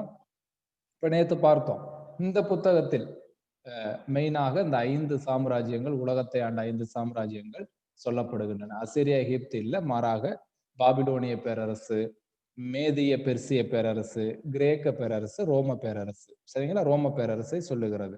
இதை பார்த்த இந்த தேசங்களை குறிப்பிடுவதற்கு சில பிம்பங்களும் பயன்படுத்தப்பட்டன. அதோடு கூட விலங்குகளின் அடையாளங்களும் குறிப்பிடப்பட்டன. இப்ப பாபிலோனிய பேரரசு என்று சொல்லும்போது நம்ம பார்த்த மாதிரி பொன் தலை, தங்கமயமான தலையும், அப்புறம் விலங்கு சிங்கமாக கூறப்படுகிறது. சரிங்களா? சிங்கமாக. இதனுடைய காலம் பார்த்தா கிறிஸ்துவுக்கு முன் 606 இருந்து 538 வரைக்கும் இதனுடைய காலம் இருந்தது.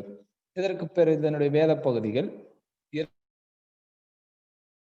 32, 2ஆம் அதிகாரம் 37 மற்றும் 38, அடுத்து 7ஆம் அதிகாரம் 4 மற்றும் 17 ஆகிய வசனங்கள். அடுத்து 2வது சாம்ராஜ்யம் என்று சொன்னா 2 சாம்ராஜ்யம் வருது இந்த இடத்துல. என்னன்னா மேதியா மற்றும் பெர்சியா. அது எப்படி இணைந்து செயல்பட்டன, அதற்கு காரணம் என்ன என்பதை நான் சுருக்கமா சொன்னேன். சரிங்களா? மேதிய பெர்சிய பேரரசு இதுக்கு வெள்ளி மார்பும் புயமும், வெள்ளி மார்பு வெள்ளி, அதனுடைய புயமும் வெள்ளியாக இருக்கிறது. இதனுடைய அடையாள விலங்காக குறிப்பிடப்படுவது கரடி குறிப்பிடப்படுகிறது. சரிங்களா? இதனுடைய காலம் இந்த கிறிஸ்துவுக்கு முன் 538 இருந்து கிறிஸ்துவுக்கு முன் 334. சரிங்களா? இந்த 338 அவன் வந்த பிறகுதான் மகா கோரேஸ் என்ன செய்கிறாரு, விடுதலை விளம்பரத்தை யூதேயாவுக்கு, இஸ்ரவேலுக்கு அளிக்கிறார். எப்ப? கிமு 536. சரிங்களா?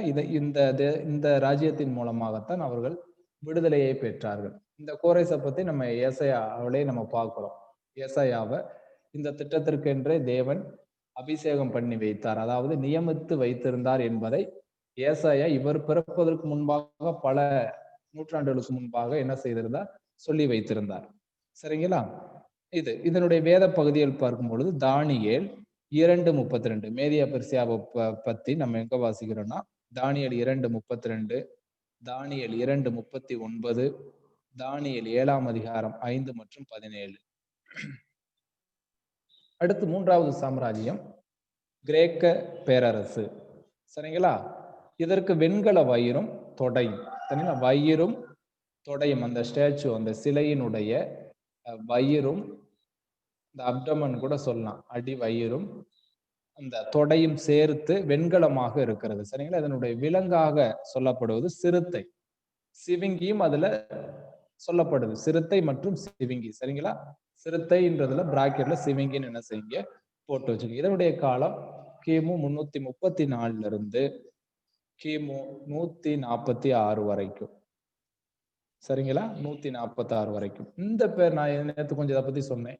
இந்த பேரரசும் இதற்கு பிற்பாடு வருகிறதான ரோம பேரரசும் பாத்தீங்க அப்படின்னு சொன்னா வேதத்துக்கு ரொம்ப சம்பந்தப்பட்ட ஒரு சாம்ராஜ்யங்களா இருக்கின்றன. புதிய ஏற்பாட்டினுடைய அநேக வசன பின்னணிகள், அதனுடைய கலாச்சார பின்னணிகள் அனைத்துமே இந்த கிரேக்க ரோம கலாச்சாரத்தை சார்ந்ததாக தான் இருக்குது. நம்ம ரோம கிரேக்க சாம்ராஜ்யத்தினுடைய கலாச்சாரங்கள் அவைகளை அதிகம் தெரிந்து கொண்டால்தான் சில வசனங்களை என்ன செய்ய முடியும், நம்ம மொழிபெயர்க்க முடியும். இப்ப எடுத்துக்காட்டாக புதிய ஏற்பாடுல கிரீடம் என்றெல்லாம் வாசிக்கிறோம். 5 வித கிரீடங்கள் சொல்லப்படுகிற, அழியாத கிரீடம், அப்புறம் என்னது மகிமையின் கிரீடம், நீதியின் கிரீடம், இப்படி 5 வகை கிரீடங்கள் சொல்லப்படுது. இந்த கிரீடங்கள் அனைத்துமே இந்த கிரேக்க கலாச்சாரத்தை பின்னணியாக கொண்டதுதான் முதன்மையாக. சரிங்களா? அவங்க ஒலிம்பிக்ல அவங்க அந்த இதுல பட்டம் ஜெயிச்சவருக்கு கொடுக்குற, தலையில சூடுகிற அந்த அடிப்படையில் தான் அதெல்லாம் வருது. அதே போல அந்த மல்யுத்தம் என்று வரும், மல்யுத்தம் செய்கிறது என்று பவுல் கொரிந்தியர்ல சொல்வது எல்லாமே அவங்களுடைய அந்த விளையாட்டு சார்ந்ததுதான், கிரேக்க விளையாட்டு சார்ந்ததுதான். அதே போல ரோம கலாச்சாரங்கள், ரொம்ப அதிகபட்சமாக ரோம கலாச்சாரங்கள் தான். அதை நான் பின்னாடி நான் சொல்றேன். அப்ப கிரேக்க பேரரசு இதுதான் 334 இருந்து 146 வரைக்கும். வசன பகுதிகள் என்று சொல்லும் பொழுது 2ஆம் அதிகாரம் 32, தானியேல் 2ஆம் அதிகாரம் 32, தானியேல் 2ஆம் அதிகாரம் 39, தானியேல் 7ஆம் அதிகாரம் 6 மற்றும் 17. தானியேல் 6 மற்றும் 17. சரிங்களா? இதுதான் இது. இப்ப இந்த நான் நேத்து இது கூட ஒரு பகுதி சொன்னேன். அது ரோமர் கலாச்சார பேரரசோட சேர்த்து சொன்னா தான் நமக்கு புரியும். சரிங்களா? இப்ப புதிய ஏற்பாட்டுல கலாத்தியர் 4ல ஒரு வசனம் பார்க்கிறோம். என்ன அப்படின்னா, காலம் நிறைவேறின போது. காலம் நிறைவேறின போது என்கிற பதத்திற்கு பார்த்தீங்க அப்படின்னா, அதனுடைய பின்னணியில், வரலாற்று பின்னணியில இந்த கிரேக்க ரோம சாம்ராஜ்யத்தினுடைய பங்களிப்பு தான் அதிகம். அந்த அடிப்படையில் தான் இந்த காலம் நிறைவேறின போது என்கிற வசனம் வருகிறது. நம்ம இந்த ரோம பேரரசை பார்த்துட்டு அது என்னன்னு நம்ம பார்க்கலாம். 4வதாக இதில் குறிப்பிடப்படுகிற பேரரசு தான் ரோம பேரரசு. இதுல பாத்தீங்கன்னா பழைய பேரரசும் சொல்லப்படுகிறது. அதே சமயத்துல அந்தி கிறிஸ்துவின் காலத்தில் வரப்போகிற உயிர் மீட்சி அடையும் புதிய பேரரசு ரோம பேரரசை பற்றியும் பேசுகிறது. இரண்டையுமே பேசுகிறது, பழைய மற்றும் உயிர் மீட்சி அடையும் ரோம பேரரசு. சரிங்களா? இது பாத்தீங்கன்னா இரும்பு கால்கள் கீழே, தொடைக்கு கீழே, தைசு கீழே இருக்கிற அந்த இரும்பு கால்கள், இரும்பும் களிமண்ணும் கொண்ட பாதங்கள். கால் அந்த காப்ஸ் அதெல்லாம் இருக்கிற இந்த ஆங்கிள் காப்ஸ் எல்லாம் இருக்கிறது என்னது, இரும்பாக இருக்கிறது முழுவதுமாக. அந்த காப்ஸ் கீழே ஆங்கிள் எல்லாம் இரும்பாக இருக்கிறது, அயனாக இருக்கிறது. கீழே இருக்கிற அந்த பாதம் பாத்தீங்க அப்படின்னு சொன்னா எப்படி இருக்கு, ஃபீட் எப்படி இருக்குன்னா இரும்பும் களிமண்ணும் கொண்ட பாதங்களாக இருக்கிறது. இரும்பும் களிமண்ணும் கொண்ட பாதங்கள். அப்புறம் இதுக்கு சொல்லப்படுகிற விலங்கு பாத்தீங்கன்னா பயங்கர விலங்காக பாருங்க. இந்த பாபிலோனிய பேரரசுக்கு பர்டிகுலராக ஒரு விலங்கு சொல்லப்படுகிறது, சிங்கம். அடுத்ததாக மேதிய பெர்சிய அரசுக்கு கரடி சொல்லப்படுகிறது. கிரேக்க பேரரசுக்கு சிறுத்தை, அப்புறம் சிவிங்கி சொல்லப்படுகிறது. ஆனால் இந்த ரோம பேரரசுக்கு இந்த விலங்கு என்று சொல்லப்படல, மாறாக அதனுடைய தோற்றமே வித்தியாசமாக, விகாரமாக, பயங்கரமாக, குடிதானதாக இருக்கிறது. பயங்கர விலங்காக இது கூட கூறப்படுகிறது. உண்மையாகவே ரோம பேரரசு ஒரு வல்லமை மிகுந்த, அதாவது இரும்பாக சொல்லப்படுகிறது இந்த, சரிங்களா, இரும்பு போன்று சொல்லப்படுகிறது. இந்த பேரரசு தான் இயேசு கிறிஸ்துவின் காலத்திலும் இருந்தது, இனி அந்தி கிறிஸ்துவின் காலத்திலும் இதுதான் வரப்போகுது. அப்ப பாருங்க இதனுடைய வல்லமை. அதான் நான் சொன்னேன், முதல் நூற்றாண்டில் இருந்தது சபையாக மாறிடுச்சு. கான்ஸ்டான்டின் நோபல் மூலமாக என்ன ஆகுது அப்படின்னு சொன்னா அது மதமாக மாறி இன்னைக்கு ஒரு சபையாக அது இருக்கிறது. இதுதான் கடைசி நாட்கள்ல அந்தி கிறிஸ்துவுக்கு உறுதுணையாக ஒரு மத அமைப்பாக புதுப்பிக்கப்பட்ட. சொல்லுங்க சார். இந்த நீங்க சொல்றீங்க இந்த மதமாக மாறப்பட்டதுன்னு சொல்றீங்களா, அது எதை சொல்றீங்க பிரதர்? கிறிஸ்துவ சொல்றீங்களா இல்ல கேத்தலிக்ஸா? கேத்தலிக் சொல்றேன். கேத்தலிக் அவங்கதான் ரோமன்ஸ் இருந்தாங்க. ஆமா, அவங்கதான் ரோம சாம்ராஜ்யம்.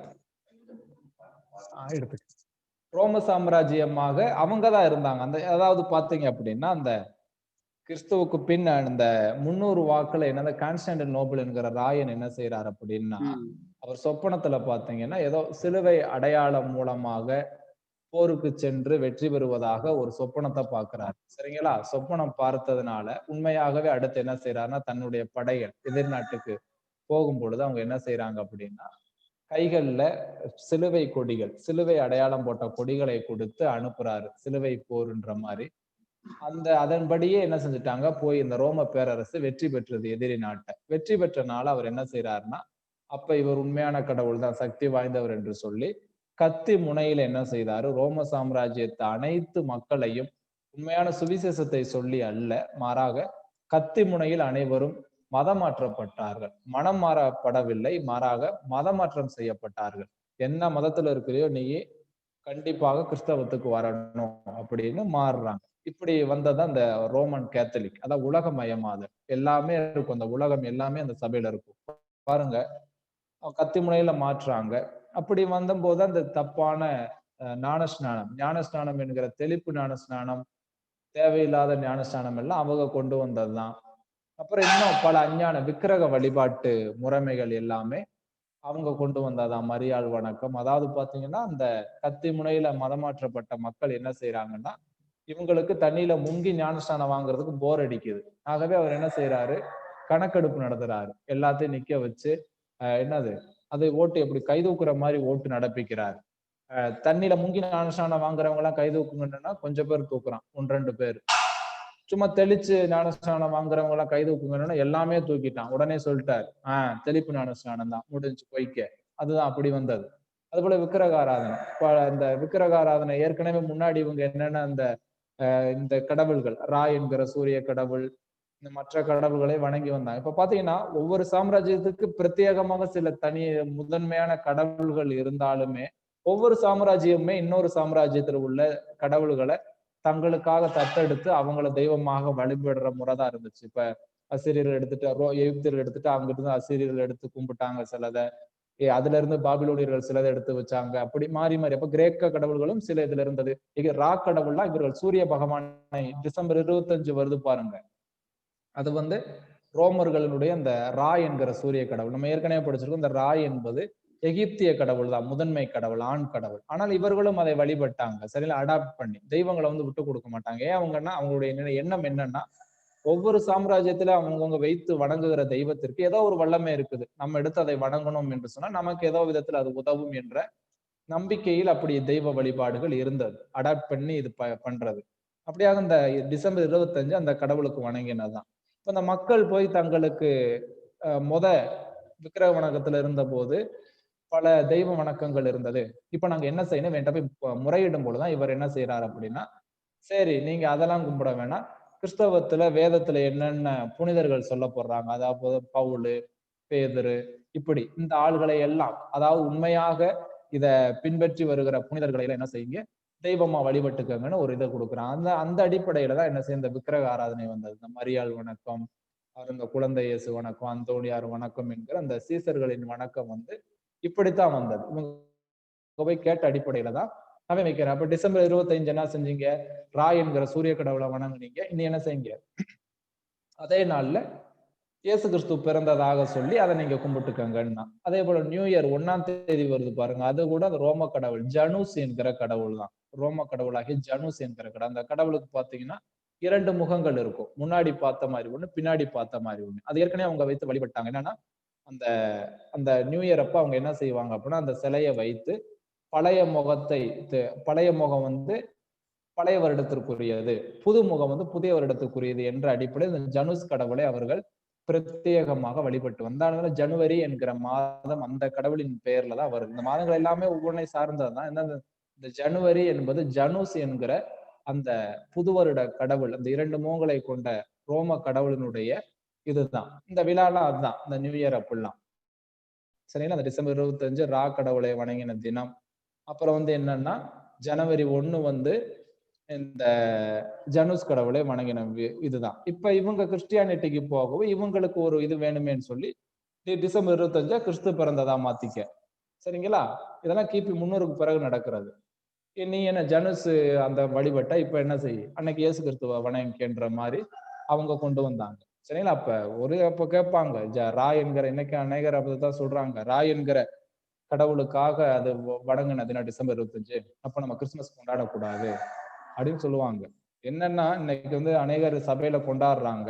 அதாவது பாத்தீங்கன்னா கிறிஸ்தவர்கள் பெரும்பான்மையா கொண்டாடுகிற ஒரு பண்டிகை என்று சொன்னா அது கிறிஸ்துமஸ் தான். உலகம் அனைத்து செலிப்ரேட் பண்றாங்க.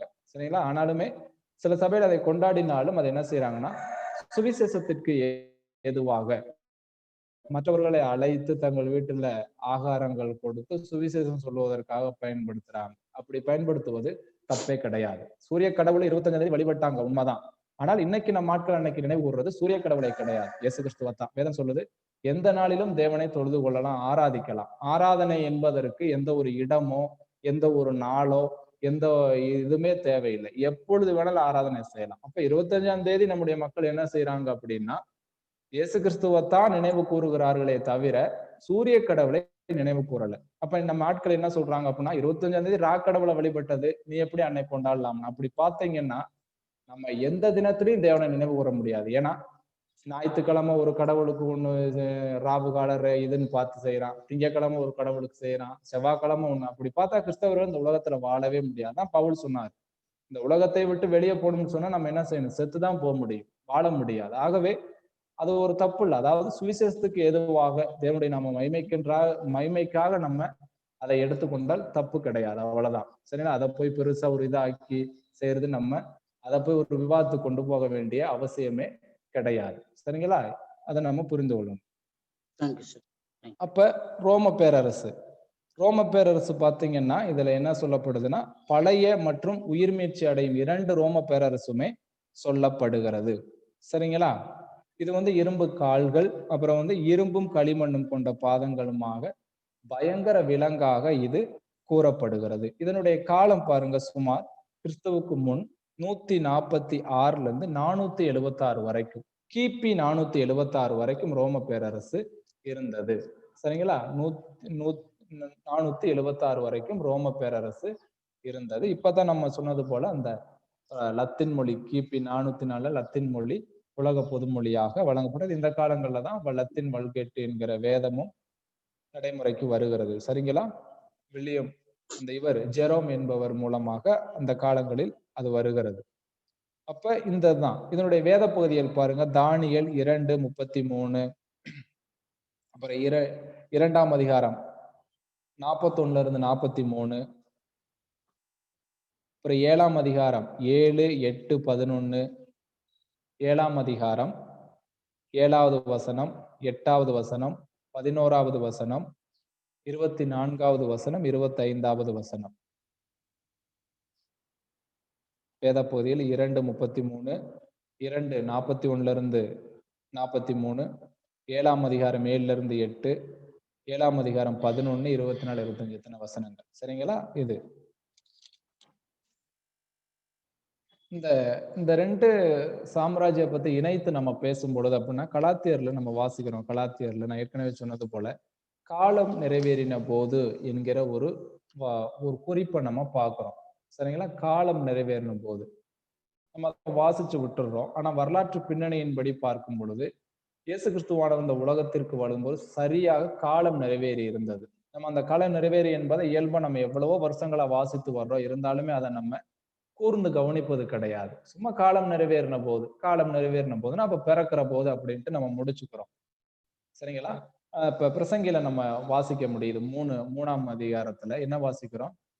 அவர் சகலத்தையும் அதினதின் காலத்தில் நேர்த்தியாய் செய்திருக்கிறார் என்று வாசிக்கிறோம். பிறக்க ஒரு காலம் உண்டு, இறக்க ஒரு காலம் உண்டு. சரிங்களா? பிறக்க அது பொதுவாக பிறப்பு, எல்லா பிறப்பு ஜனனத்தை பத்தி பேசுறது. மனித ஜனனமா கூட அந்த இடத்துல நம்ம வைத்துக்கிடுவோமே. அதுபோல முக்கியமாக இயேசு கிறிஸ்துவின் ஜனனம் கூட, பிறப்பு கூட ஒரு திட்டத்தின் படியாகத்தான் இருந்தது. எல்லா சூழ்நிலை, அதாவது பாருங்க, ஏதேன் தோட்டத்துல மனிதனை படைத்தவர் முதல் நாளில் மனிதனை படைக்கல, மாறாக 6ஆம் நாள் படைத்தார். ஏன் 6ஆம் நாள் படைக்கிறார்னா அதுக்கு முன்னாடி சில படைப்புகள் இருந்தது. அப்ப அதுல இருந்து நம்ம தெரிந்து கொள்வது நம்ம என்ன அப்படின்னா, மனிதனுக்காக அவற்றை எல்லாம் ஆயத்தப்படுத்தி விட்டுதான் மனிதனை உண்டாக்கினார். மனிதனை உண்டாக்கிட்டு அவர் ஒன்னொன்னா நான் செய்யறேன் அப்படி அவர் செய்யல. பெண்ணை கூட பாருங்க, ஆணை படைத்ததுக்கு பிறகுதான் படைக்கிறார். ஒரு தேவை ஏற்கனவே இருக்கும் பொழுதுதான் அடுத்த ஒன்றை அவர் என்ன செய்யறார்? படைக்கிறார். அப்படியாக எல்லாவற்றையும் படைத்த பிறகுதான் மனிதனை படைக்கிறார்.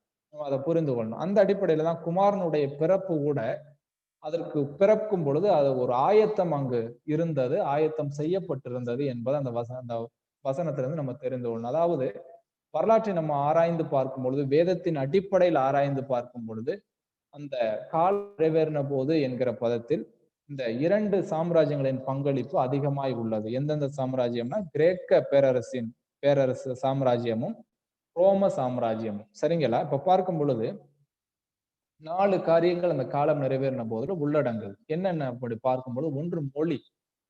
அவர் பிறக்கிற காலத்துல ஒரு உலக பொதுமொழி இருந்திருக்க வேண்டும். தேவன் அதை ஆயத்தம் செய்திருந்தார். ஏன் அப்படின்னா சுவிசேஷம் பிரபல்யம் ஆவதற்கு. ஏற்கனவே எடுத்துக்கிட்ட நான் சொன்னேன், நம்ம தோமா இங்க கிரேக்கம் தான் அவர் பேசினார்.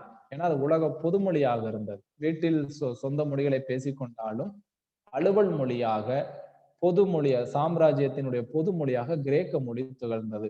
அந்த அடிப்படையில் தான் சுவிசேஷம் அன்னைக்கு பரவ அப்போஸ்தலர்கள் பல தேசங்களுக்கு சென்று அவங்க எந்த மொழின்னா கிரேக்க மொழியில் சம்பாசிச்சுதான் என்ன செஞ்சிருக்காங்க? அதிகமாக அதை பரப்பி இருக்கிறார்கள். இன்னைக்கு இருக்கிறவங்க அவங்கவுங்க தேசத்துக்கு அவங்கவுங்க வந்தாங்கன்னு சொன்னா தமிழ் பேசினாரு, ஹிந்தி பேசினாருன்னு சொல்லிக்கிறலாம். ஆனா உண்மை நிலவரம் என்ன அப்படின்னா, அன்று இருந்த உலக பொதுமொழியாக கிரேக்க மொழியைத்தான் அவர்கள் பேசினார்கள். பாருங்க, இயேசு கிறிஸ்து இருக்கிறாரு.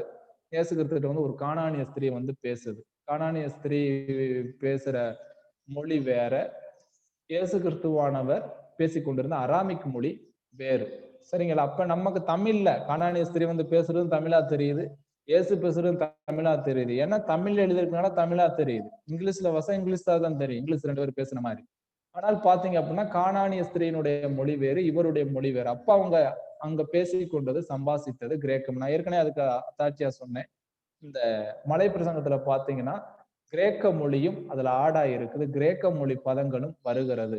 அதை நம்ம கிரேக்க மொழி அராமிக்கும் கலந்து வருகிறது, ரெண்டும். அதாவது கிரேக்க மொழி அராமிக்கு ரெண்டுமே கலந்து. இப்ப ரோமர் 8:15 பார்க்கிறோம். இந்த அப்பா ஹோ பட்டேல் அப்படின்னு ஒரு வார்த்தை வருது, அப்பா பிதாவே, அப்பா ஹோ பட்டேல் அப்படின்னு வருது கிரேக்க பாசையில். அது வந்து இந்த அப்பா என்பது பாத்தீங்க அப்படின்னா பட்டேல் அப்படி என்று சொல்லுவதுதான் கிரேக்க பதம். சரிங்களா? அப்பா என்று வருவது அராமிக் பதம். சரிங்களா? இப்படி அராமிக் புதிய ஏற்பாடு முழுமையாக கிரேக்கத்தில் எழுதப்பட்டிருந்தாலும் அராமிக்கும் கலந்துதான் வருகிறது. இயேசு கிறிஸ்துவின் சம்பாசனையில அந்த மலை பிரசங்கத்திலையும் அராமிக்கும் கிரேக்கும் கலந்து வந்திருக்கிறது என்பதை நம்ம அந்த துல்லியத்தை நம்ம புரிந்து கொள்ளணும். சரிங்களா? இப்ப பாருங்க, இந்த கானானிய ஸ்திரீ இவங்க அப்ப எப்படின்னா அந்த பொதுமொழியை கொண்டு, பொதுமொழியாகிய கிரேக்க மொழியை வைத்துதான் அவர்கள் என்ன செஞ்சிருப்பாங்க. கண்டிப்பாக இப்ப நீங்க அப்போஸ்தலர் நடவடிக்கைகள்ல பார்த்தாலே தெரியும், யூதர்களிடத்துல அவங்க என்ன நடைமுறை மொழி பேசுறாங்களோ அந்த மொழியில பேசுறாரு. அடுத்து பார்க்கும் பொழுது இப்ப அப்போஸ்தலர் நடவடிக்கைகள் பல இடத்துல எபிரேய மொழியில பவுல் சம்பாசிக்கிறாரு, கிரேக்க மொழியில அந்த இடத்துக்கு தகுந்தாப்புல எந்த மொழி தேவைப்படுதோ அந்த அடிப்படையில் அவர் என்ன செய்தாரு, அவர் 3 மொழியும் கற்றிருந்தவர் பவுலடிகளார். ரோம மொழியும் அவருக்கு, லத்தீன் மொழியும் தெரிந்திருக்கிறது, கிரேக்க மொழியும் தெரிந்திருக்கிறது, எபிரேய மொழியும் தெரிந்திருக்கு. ஏன்னா அவர் ஒரு சனகரின் சங்க உறுப்பினராக இருந்த பரிசேய வகுப்பில் வந்த பெரிய ஒரு கல்விமான்.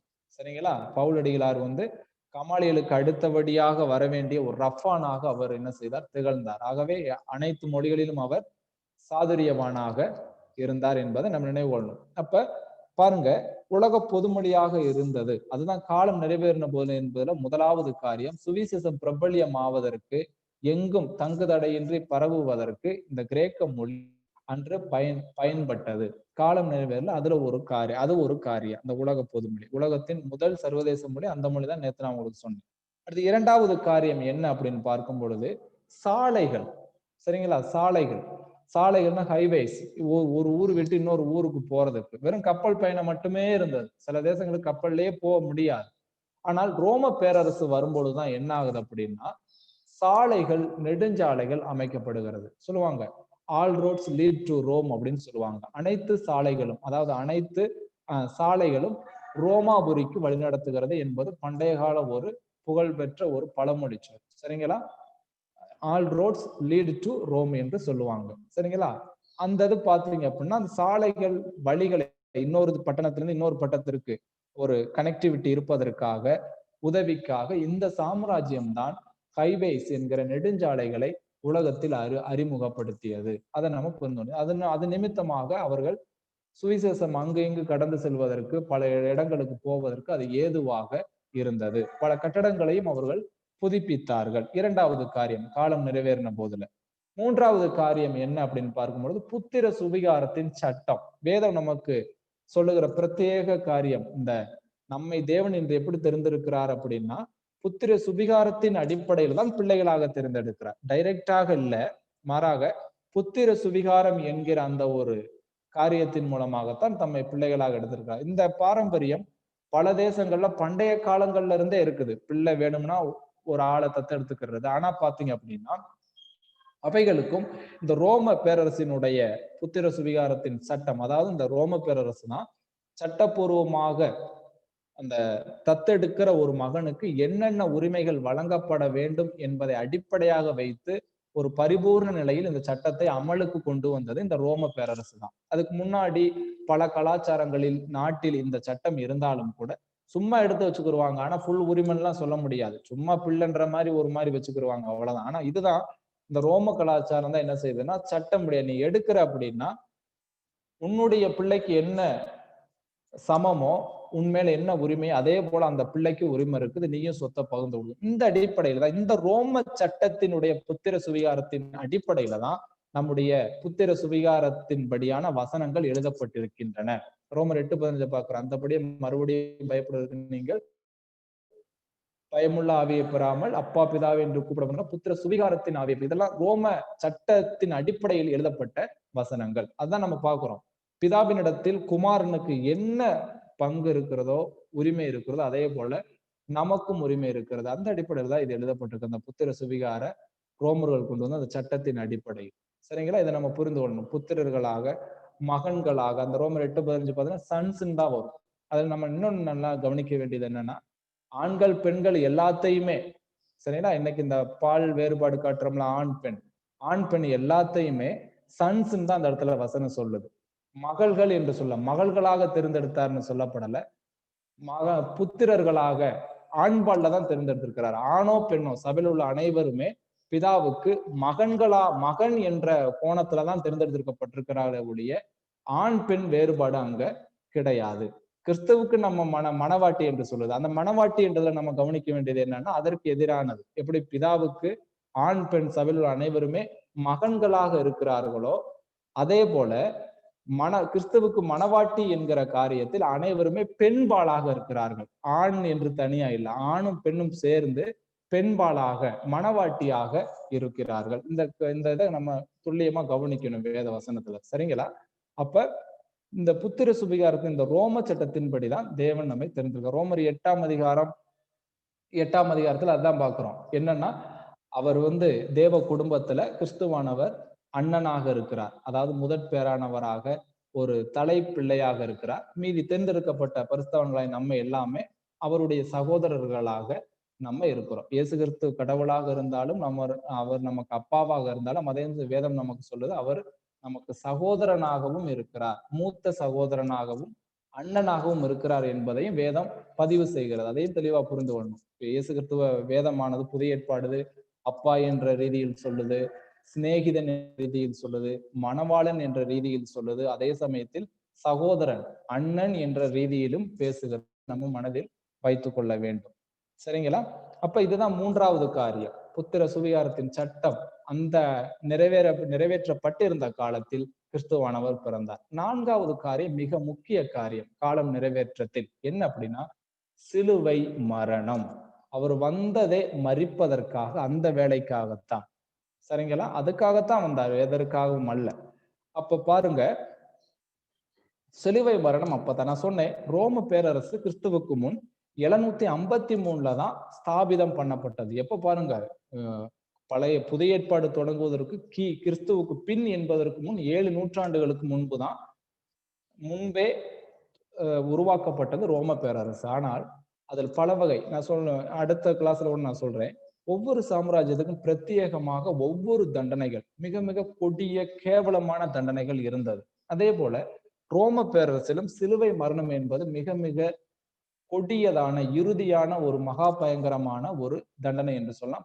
அதுலயும் பலது இருந்தது. அதாவது பாத்தீங்க, அவங்க என்னென்ன செய்வாங்கன்னா, இந்த பெரிய குடிசை மாதிரி ஒரு குடியில உயரமா கட்டி அதுல எக்கச்சக்க நபர்களை 100, 200 அடிமைகளை அடைத்து வைத்து ஃபுல்லா கூரைய இது பண்ணி அம்புல தீய வச்சு என்ன செய்வாங்களோ அதுல பாய்ச்சி தீப்பிடிச்சு எரிய வைக்கிற ஒரு இது செஞ்சிருக்கிறாங்க. அதே போல பாத்தீங்க அப்படின்னா அடுத்து என்ன செய்வாங்கன்னா, பெரிய ஒரு உருளையில, மர உருளை, ரவுண்டா இருக்கிற ஒரு பால் மாதிரி, ஃபுட்பால் மாதிரி இருக்கிற ஒரு மர உருளையில மனிதர்களை என்ன செய்வாங்களா, காலையும் கையும் அப்படி அதுல நல்லா அப்படி வளைச்சு கட்டி வச்சு பெரிய மலையிலிருந்து, கரடு முரடான முள்ளுகள் நிறைந்த மலை உச்சியிலிருந்து உருட்டி விட்டுருவாங்களாம். யோசித்து பாருங்க எப்படி இருக்கும் அந்த தண்டனை அப்படின்னு.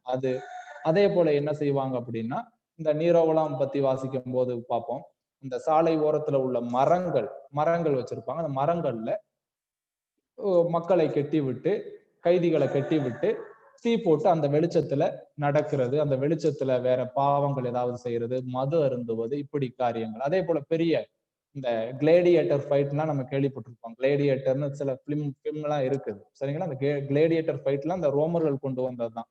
சரிங்களா? ஒரு பெரிய கிரவுண்டுல நம்ம கூட பார்க்கிறோம், அந்த கிரவுண்டுல திரையரங்கு, தியேட்டர் மாதிரி பெரிய இதுல இந்த கொலிசியம் இன்னைக்கு கூட இருக்குது, அந்த இடிபாடுகள் நிறைந்த கொலிசியம் என்கிற திரையரங்கு, அதாவது ஒரு மைதானம், ஸ்டேடியம். சரிங்களா? அதுல எல்லாம் மக்களை, கைதிகளை இறக்கி விட்டு சிங்கங்களை விட்டு கடிக்க விடுறது, மாடுகளை வைத்து குத்த விடுவது, பெரிய பெரிய பைல்வான்களோடு சாதாரண மக்களை, ஆண்கள் பெண்களை போய் அடிச்சு ஃபைட் பண்ண விடுறது, இப்படி கிளேடியேட்டர் ஃபைட் எல்லாம் இப்படி தண்டனைகள் இருந்தது. அதுல இறுதியான ஒரு மாபெரும் ஒரு தண்டனை என்று சொன்னா அது சிலுவை மரணம் தான். இது என்ன இதுல பிரத்யேகம் அப்படின்னு சொன்னா, உடலில் இருக்கிற இரத்தம் முழுவதும் போனால்தான் இதில் மரணம் ஏற்படும். சரிங்களா? சிங்கம் தொண்டையை கடிச்சு கொஞ்சம் அப்படி இது பண்ணாலே உயிர் போயிருது. தீ பிடிச்சா கருகி கொஞ்ச நேரத்துல செத்துருவாங்க. ஆனா இந்த மரணம் என்பதனுடைய பிரத்யேகம் என்ன அப்படின்னா, உடல்ல இருக்கிற முழு ரத்தமும் உடலை விட்டு நீங்கினால்தான், வெளியேறினால்தான் உயிர் போகும். அந்த அடிப்படையிலான தான் இது. பாருங்க, கிறிஸ்துவுக்கு முன் 753 ஸ்தாபிக்கப்பட்ட இந்த ரோம பேரரசு இந்த சிலுவை மரணத்தை கிறிஸ்துவின் காலத்தில், அதாவது கிறிஸ்துவுக்கு முன் உள்ள அந்த நூற்றாண்டில் தான் அறிமுகப்படுத்துகிறது இந்த உலகத்துல. அதுக்கு பிறகு பாத்தீங்கன்னா கிறிஸ்துவுக்கு பின்னாடி ஒரு 2-3 நூற்றாண்டுகள்ல இந்த சிலுவை மரணம் அடியோடு நிறுத்தப்பட்டு விட்டது, மறைந்து போயிற்று.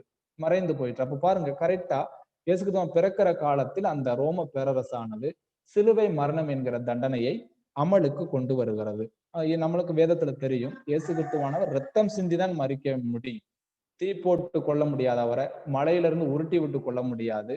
ஏன் அப்படின்னா வேதம் தெளிவா சொல்லுது, ரத்தம் சிந்துதல் இல்லாமல் மன்னிப்பு இல்லை என்று. ரத்தம் சிந்தினால்தான் மன்னிப்பு. அந்த அடிப்படையில் பாருங்க, கிறிஸ்துவுக்காகவே அந்த சிலுவை மரணம் இந்த உலகத்தில் அரங்கேற்றப்பட்டது.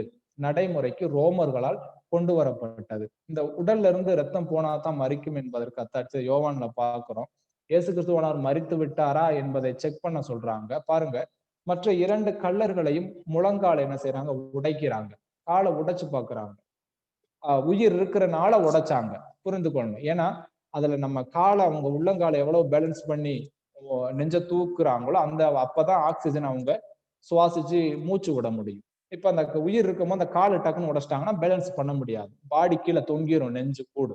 அப்ப மூச்சு விட முடியாம செத்துருவாங்க. உடைச்சாங்க. ஆனா இயேசு கிறிஸ்து கிட்ட வரும்போது காலை உடைக்கல, ஏன்னா ஏற்கனவே செத்துட்டார். அது மட்டுமல்ல, அங்க நம்ம பாக்குறோம், இயேசு கிறிஸ்துவனர் செத்துட்டாரா என்று சொல்வதற்கு அந்த போர்ச்சவன் என்ன செய்யறான் அப்படின்னா, ஒரு டெஸ்ட் பண்றான். என்ன செய்யறான், தன்னுடைய ஈட்டியை வைத்து அவருடைய விழாவுல குத்துறான். குத்தும் போது என்ன ஆகுது பாருங்க, அவங்க சொன்னது என்னது, உயிர் இருக்கா இல்லையான்னு பாருன்னு தான் அவன்கிட்ட சொன்னாங்க.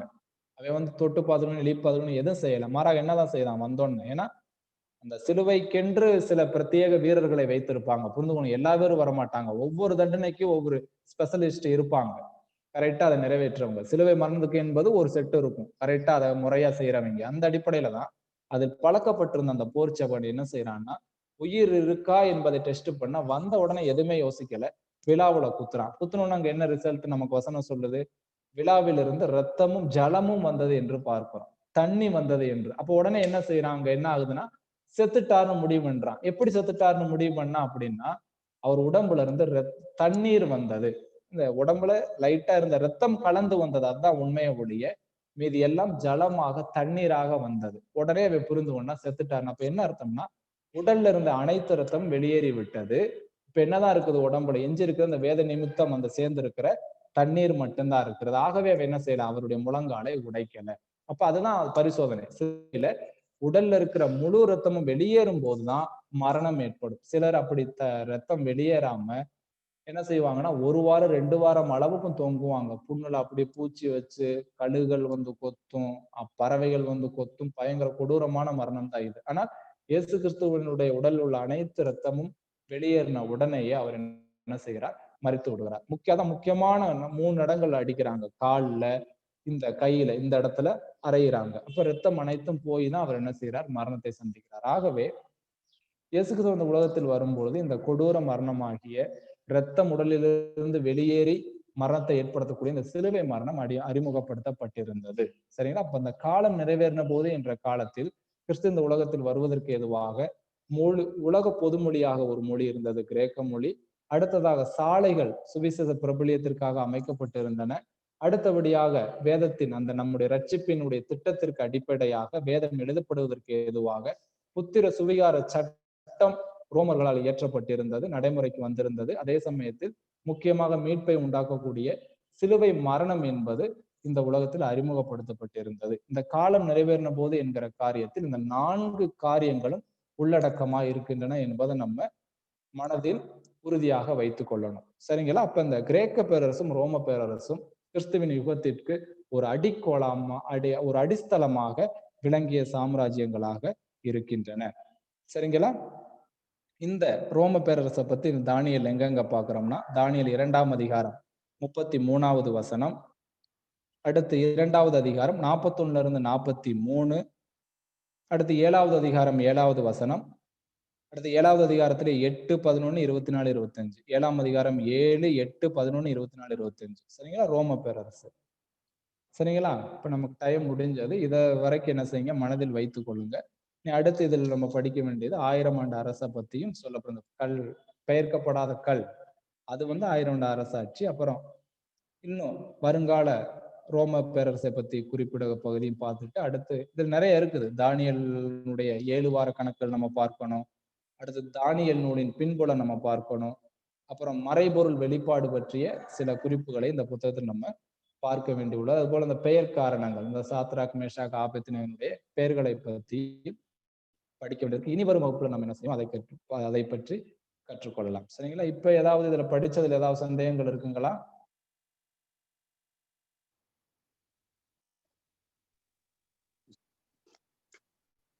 சந்தேகம் இல்லை sir. It is interesting.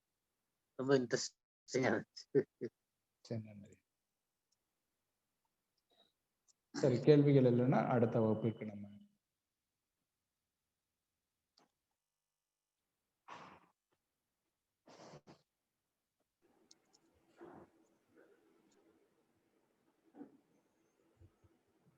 Thanks Sunil, உங்களுடைய வகுப்புக்காய் பல பின்னணி காரியங்களை குறித்து நாம் சிந்திக்க ஆண்டவர் நமக்கு கிருபை செய்து வருகிறார். இப்பொழுது நாம் தொடர்ச்சியாக நாம் இன்ட்ரடக்ஷன் டு தியாலஜி எனக்கூடிய வகுப்புக்குள்ளாய் நாம் கடந்து செல்ல இருக்கிறோம்.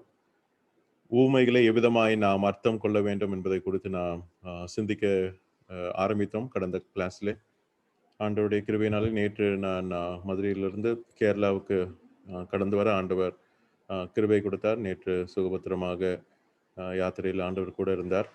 இன்றைக்கும் கூட கேரளாவிலிருந்து உங்கள் மத்தியிலே ஜூம் வழியாக வகுப்புகளை தொடர ஆண்டவர் கொடுத்த கிருபைக்காய் நன்றி செலுத்துகிறேன். இந்த வார கடைசியிலே திங்கட்கிழமை காலையிலே நாங்கள் குடும்பமாக மதுரைக்கு செல்ல நாங்கள் தீர்மானித்திருக்கிறோம். அந்த பிரயாணத்திலும் ஆண்டவர் கிருபை செய்யும்படியாக உங்களுடைய ஜெபத்தை நாங்கள் நாடுகிறோம். என்னுடைய மனைவியும் 2 பிள்ளைகளும் கேரளாவிலிருந்து நாங்கள் மதுரைக்கு செல்ல நாங்கள் தீர்மானித்திருக்கிறோம். திங்கட்கிழமை காலையிலே அந்த பிரயாணத்துக்காகவும் நீங்கள் ஜெபம் செய்து கொள்ளுங்கள். கடந்த நாளிலே செய்த ஹோம்ஒர்க் யாராவது செய்து கொண்டு வந்தீர்களா? எத்தனை ஊமைகள் என்று நீங்கள் கண்டுபிடித்தீர்களா? How many parables are in the New Testament? இயேசு கிறிஸ்து சொன்ன ஊமைகள் சுவிசேஷ புத்தகங்களே எத்தனை காணப்படுகிறது?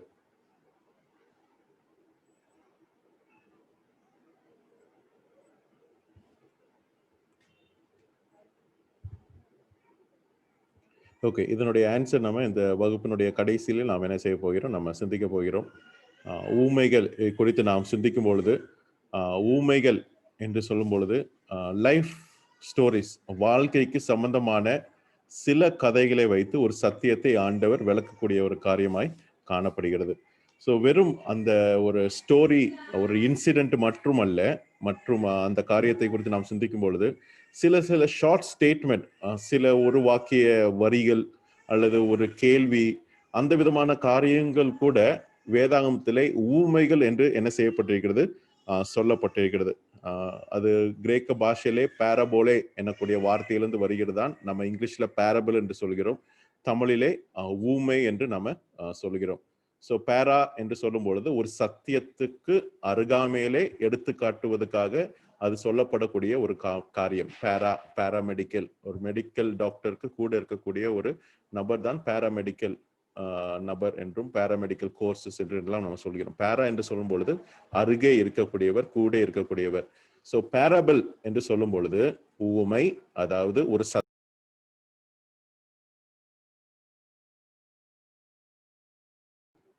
இன்டர்நெட் கனெக்ஷன் கொஞ்சம் போய்விட்டது. இப்போ தெரியுதா? இப்போ கேக்குதா உங்களுக்கு? ஓகே. பேரபிள் என்று சொல்லும் பொழுது ஒரு சத்தியத்தை விளக்குவதற்காக கூட சொல்லப்படக்கூடிய ஒரு லைஃப் ஸ்டோரி அல்லது வாழ்க்கைக்கு சம்பந்தமான ஒரு கதையோ அல்லது நிகழ்வோ ஒரு சத்தியத்தை விளக்குவதற்காக சொல்லப்படக்கூடிய அந்த சத்தியத்துக்கு கூடையே சொல்லக்கூடிய ஒரு காரியமாக ஊமை காணப்படுகிறது. நம்மளுடைய பிரசங்கத்திலும் கூட ஒரு சத்தியத்தை விளக்குவதற்காக சில உதாரணங்களை நம்ம என்ன செய்யறோம், நம்ம கூறக்கூடியவர்களா இருக்கும். இல்லஸ்ட்ரேஷன் நம்ம என்ன செய்யறோம், நம்ம சொல்கிறோம். பிரசங்கியாளர் ஒரு கதையை வைத்து ஒரு சத்தியத்தை என்ன செய்யறார், அங்கே விளக்கக்கூடியவராய் காணப்படுகிறார். So true to life story அந்த காலகட்டத்திலே, அந்த கலாச்சாரத்திலே மக்கள் அனுபவிக்கக்கூடிய கடந்து போகக்கூடிய சம்பவங்களை வைத்து ஊமைகள் என்ன செய்யப்படுகிறது, சொல்லப்படுகிறது. ஆனால் அது கதைகள் மட்டுமல்ல. ஊமை என்று சொல்லும் பொழுது ஷார்ட் ஸ்டேட்மெண்ட், ஒரு சிறிய வாக்கியங்கள் கூட வேதாகமத்திலே ஊமை என்று என்ன செய்யப்படுகிறது, சொல்லப்படுகிறது. ஸோ இதுல எவ்விதமாய் வித்தியாசத்தை நம்ம காண முடியும் என்றால், இந்த ஷார்ட் ஸ்டேட்மெண்ட் வந்து ஒரு பிரசன்ட் டென்ஸ், அதாவது நிகழ் காலகட்டத்திலே அந்த வரிகள் என்ன செய்யப்பட்டிருக்கும், எழுதப்பட்டிருக்கும். ஊமைகள், கதைகள் அந்த விதமாக அந்த ஸ்டோரிஸ் எழுதும் பொழுது அது பாஸ்ட் டென்ஸ்ல பெரும்பாலுமாக அது கடந்த காலத்திலே அது எழுதப்படக்கூடியதாய் காணப்படும். ஆனால் சில ஷார்ட் ஸ்டேட்மெண்ட் என்று சொல்லும் பொழுது அது நிகழ்காலத்துல என்ன செய்யப்படுகிறது, சொல்லப்படுகிறது என்பதை நாம அறிய வேண்டும். உதாரணத்துக்கு மார்க் 7ஆம் அதிகாரம் 16ஆம் வசனம் 17ஆம் வசனத்தை வாசியுங்கள். மார்க் 7ஆம் அதிகாரம் 16ஆம் வசனம் 17ஆம் வசனம்.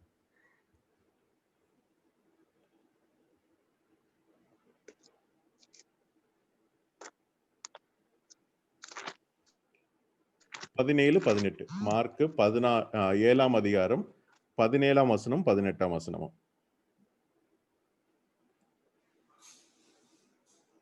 அவர் ஜனங்களை விட்டு வீட்டுக்குள் பிரவேசித்த போது அவருடைய சீஷர்கள் அவர் சொன்ன ஊமை குறித்து அவரிடத்தில் விசாரித்தார்கள்.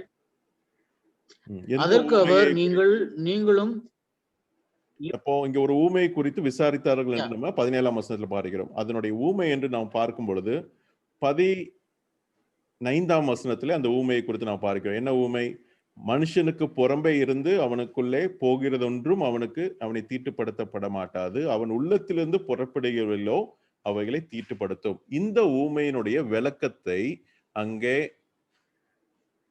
சீஷர்கள் இதனுடைய அர்த்தத்தை என்ன செய்கிறார்கள், கேட்கிறார்கள். அப்போ வேதாகமத்திலே இந்த விதமான ஒரு ஷார்ட் ஸ்டேட்மெண்ட், ஒரு பாராடாக்சிக்கல் ஸ்டேட்மெண்ட் என்று நம்ம சொல்லலாம். ஒரு முரண்பாடான ஒரு வரியாக இது காணப்படுகிறது. ஏனென்றால் அந்த காலகட்டத்திலே மக்கள் என்ன நினைக்கிறார்கள், எதெல்லாம் உள்ளே போகிறதோ, தீட்டான காரியம், அழுக்கான காரியம், அசுத்தமான காரியங்கள் அங்கே சரீரத்துக்குள் பிரவேசிக்கும் பொழுது அது ஒரு அசுத்தமான காரியம் என்று நினைக்கிறார்கள். ஆனால் ஆண்டவர் சொல்கிறார், உங்களுக்குள்ளே போகக்கூடிய காரியம் உங்களை தீட்டுப்படுத்தாது. ஆனால் உங்கள் இருதயத்திலிருந்து வரக்கூடிய காரியம்தான் அங்கே தீட்டுப்படுத்தக்கூடியதா இருக்கிறது என்கிற காரியத்தினுடைய அர்த்தத்தை அவர்கள், இதனுடைய அர்த்தத்தை என்ன என்று அவர்கள் விசாரித்து கேட்கும் பொழுது அங்கே ஆண்டவர் 22ஆம் வசனம், களவுகள், பொருளாசை, துஷ்டங்கள், கபடு, காம விகாரம், கண்ணும் துஷணமும் இவைகளெல்லாம் இருதயத்திலிருந்து என்ன செய்யுது, உள்ளத்திலிருந்து புறப்பட்டு மனுஷனை தீட்டுப்படுத்தும். ஸோ இந்த காரியம் ஒரு ஷார்ட் ஸ்டேட்மெண்டாக, ஊமையாக ஆண்டவர் என்ன செய்கிறார் அங்கே சொல்லக்கூடியவராக. இது ஒரு கதையை போல, ஒரு நிகழ்வு போல அங்கே சொல்லவில்லை. ஒரு ஷார்ட் ஸ்டேட்மெண்ட், ஒரு பழமொழியாக ஆண்டவர் சொல்லக்கூடியவராய் இருக்கிறார் என்பதை நம்ம அறிய வேண்டும். இன்னொரு காரியம் கூட நம்ம பார்க்கும் பொழுது அட்மானிஷன். ஸோ முரண்பாடான ஸ்டேட்மெண்ட் கொடுத்து நம்ம ஊமை என்று சொல்லலாம். அட்மானிஷன், ஒரு எச்சரிக்கையான ஒரு வரி கூட ஆண்டவர் சொல்லக்கூடியவராய் இருக்கிறார். அதுக்கு உதாரணத்துக்கு லூக்கா 14ஆம் அதிகாரம் 7ஆம் வசனம் 8ஆம் வசனத்தை வாசியுங்கள். லூக்கா 14ஆம் அதிகாரம் 7ஆம் வசனம் 8ஆம் வசனம்.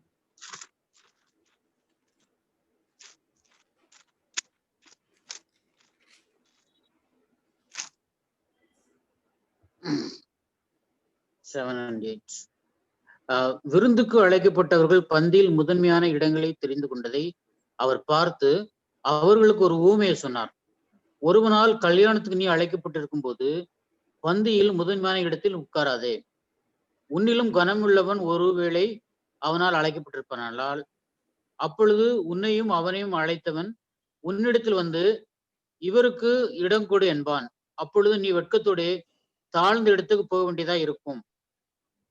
இங்க நம்ம பார்க்கும் பொழுது இந்த காரியம் கூட ஒரு சிறிய ஒரு வாக்கியத்தின் மூலமாய் அங்கே ஆண்டவர் ஒரு ஊமை என்று என்ன செய்யறார் அங்கே விளக்கி, யாரெல்லாம் அங்கே தாழ்த்தக்கூடியவர்களா இருக்கிறார்கள் அவர்கள் உயர்த்தப்படுவார்கள், தன்னைத்தானே உயர்த்தக்கூடியவர்கள் அங்கே தாழ்த்தப்படுவார்கள் என்கிற சத்தியத்தை இந்த விதமாக ஒரு விருந்துக்கு ஒப்பனையாக ஆண்டவர் என்ன செய்யறார் சொல்லக்கூடியவராக இருக்கிறார். ஆனால் நீங்கள் எச்சரிக்கையா இருக்க வேண்டும், ஒரு வார்னிங்.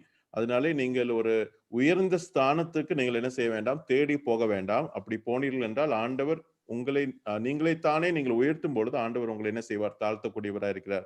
ஸோ இந்த காரியத்தை விளக்குவதற்காக ஒரு விருந்து சாலையை சொல்லி அந்த ஒரு காரியத்தை ஒரு ஷார்ட் ஸ்டேட்மெண்டாக ஆண்டவர் அங்கு விளக்கக்கூடியவராக இருக்கிறார். ஸோ ஆங்கிலத்தில் இது சொல்ல வேண்டும் என்றால் இது சிமிலிட்யூட்ஸ் எனக்கூடிய ஒரு வார்த்தையை தான் நம்ம என்ன செய்யறோம்? நம்ம இங்கே பயன்படுத்துகிறோம். ஸோ இது இங்கிலீஷ்ல நீங்க ஸ்பெல்லிங் நீங்க எழுதி கொள்ள வேண்டும் என்றால் நான் சாட் பாக்ஸ்ல எழுதுகிறேன். அதை நீங்கள் நோட் செய்யுமாறு நான் கேட்டுக்கொள்கிறேன். இதுக்கு நோட்ஸ் வந்து இந்த கிளாஸ், இந்த பேரபிள் கிளாஸ் முடித்த உடனே உங்களுக்கு இந்த நோட்ஸ் உங்களுக்கு என்ன செய்யப்படும்? உங்களுக்கு அனுப்பி வைக்கப்படும். ஸோ சாட் பாக்ஸ்ல பார்த்துட்டீங்களா? சிமிலிட்யூட்ஸ் என்று சொல்லும் பொழுது பிராக்கெட்ல எழுதிக்கோங்க, ஷார்ட் ஸ்டேட்மெண்ட், சிறிய வாக்கியங்கள்.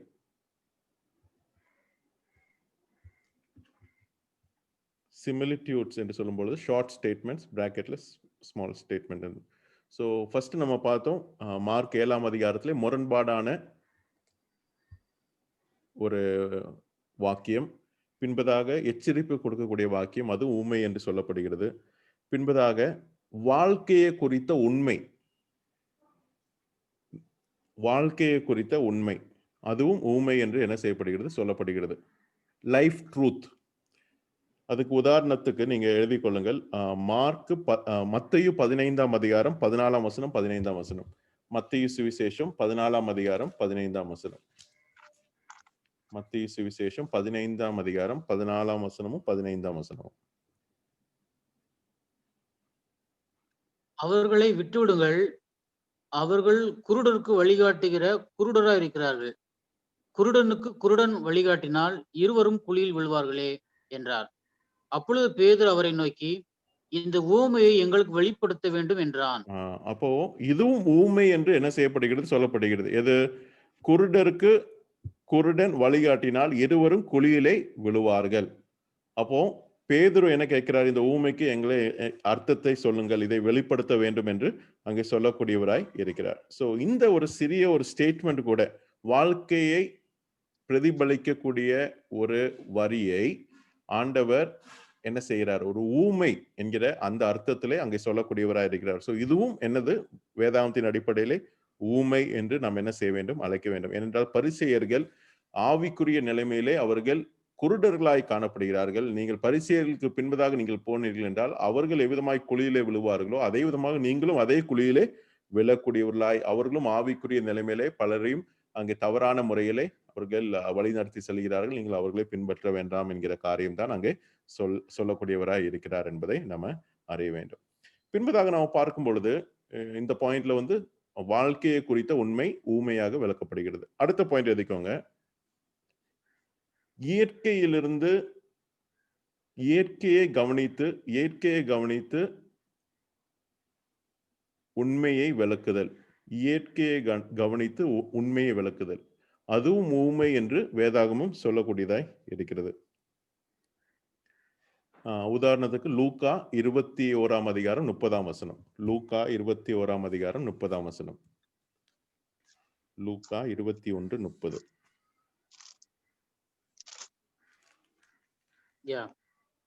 அவைகள் துளிக்கிறதை நீங்கள் காணும்போது வசந்த காலம் சமீபமாயிற்று என்று அறியுங்கள். அடுத்த வசனம் கூட வாசிங்க. அப்படியே இவைகள் சம்பவிக்கிறதை நீங்கள் காணும்போது தேவனுடைய ராஜ்யம் சமீபமாயிற்று அறியுங்கள். இவைகள் எல்லாம் 30ஆம் வசனத்தில் நாம் பார்க்கிறோம் அவைகள், அதாவது 29ல இருந்து நான் வாசிக்க வேண்டும். 29ல இருந்து வாசிக்கும் பொழுது அன்றியும் அவர்களுக்கு ஒரு ஊமையை என்ன செய்தார்? சொன்னார். ஊமை என்று சொல்லும் பொழுது அங்க என்ன ஊமை நம்ம பார்க்கிறோம்? அங்கே நம்ம பார்க்கும் பொழுது இயற்கை, அதாவது அவர் நடந்து கொண்டே இருக்கிறார், மலையிலிருந்து கீழே நடந்து கொண்டிருக்கும் பொழுது ஒரு அத்தி மரத்தை பார்க்கிறார். அத்தி மரத்தை பார்க்கும் பொழுது அத்தி மரத்தையும் மற்ற எல்லா மரங்களையும் பாருங்கள். அப்படியே ஒரு நேச்சுரலாக ஒரு சீன்ல அங்க இயற்கையாக ஒரு மரத்தை காட்டி அவைகள் தளிர்க்கிறதை நீங்கள் காணும்போது வசந்த காலம் சமீபமாயிற்று என்று நீங்கள் என்ன செய்ய வேண்டும்? அறிய வேண்டும். அப்படியே இவைகள் சம்பவிக்கிறதை நீங்கள் காணும்பொழுது தேவனுடைய ராஜ்யம் சமீபமாய் இருக்கிறது என்பதை நீங்கள் அறிய வேண்டும். சோ இந்த காரியம் அத்தி மரம் துளிர் விட போகிறது. சோ அந்த ஒரு சயின்ஸ்ல நீங்க பார்க்கும் பொழுது ஆண்டவருடைய வருகை மிகவும் சமீபமா இருக்கிறது என்பதை நீங்கள் என்ன செய்ய வேண்டும்? உணர்ந்து கொள்ள வேண்டும். தேவனுடைய ராஜ்யம் மிகவும் சமீபமா இருக்கிறது. இப்பொழுது நம்ம பார்க்கும் பொழுது உலகத்திலே பலவிதமான சூழ்நிலைகள், பலவிதமான அடையாளங்கள் இன்றைக்கு நம்ம என்ன செய்யறோம், நம்ம பார்க்கிறோம். நம்மளுடைய இந்த தலைமுறையிலேயே நம்ம பார்க்கும் பொழுது இஸ்ரேல் மக்கள் திரும்பவும் அங்கே அவர்களுடைய தேசத்திலே கூட்டி சேர்க்கப்படுகிறார்கள். கடைசி காலத்திலே மிகவும் தவறான போதனைகள் என்ன செய்யப்படுகிறது, போதிக்கப்படுகிறது.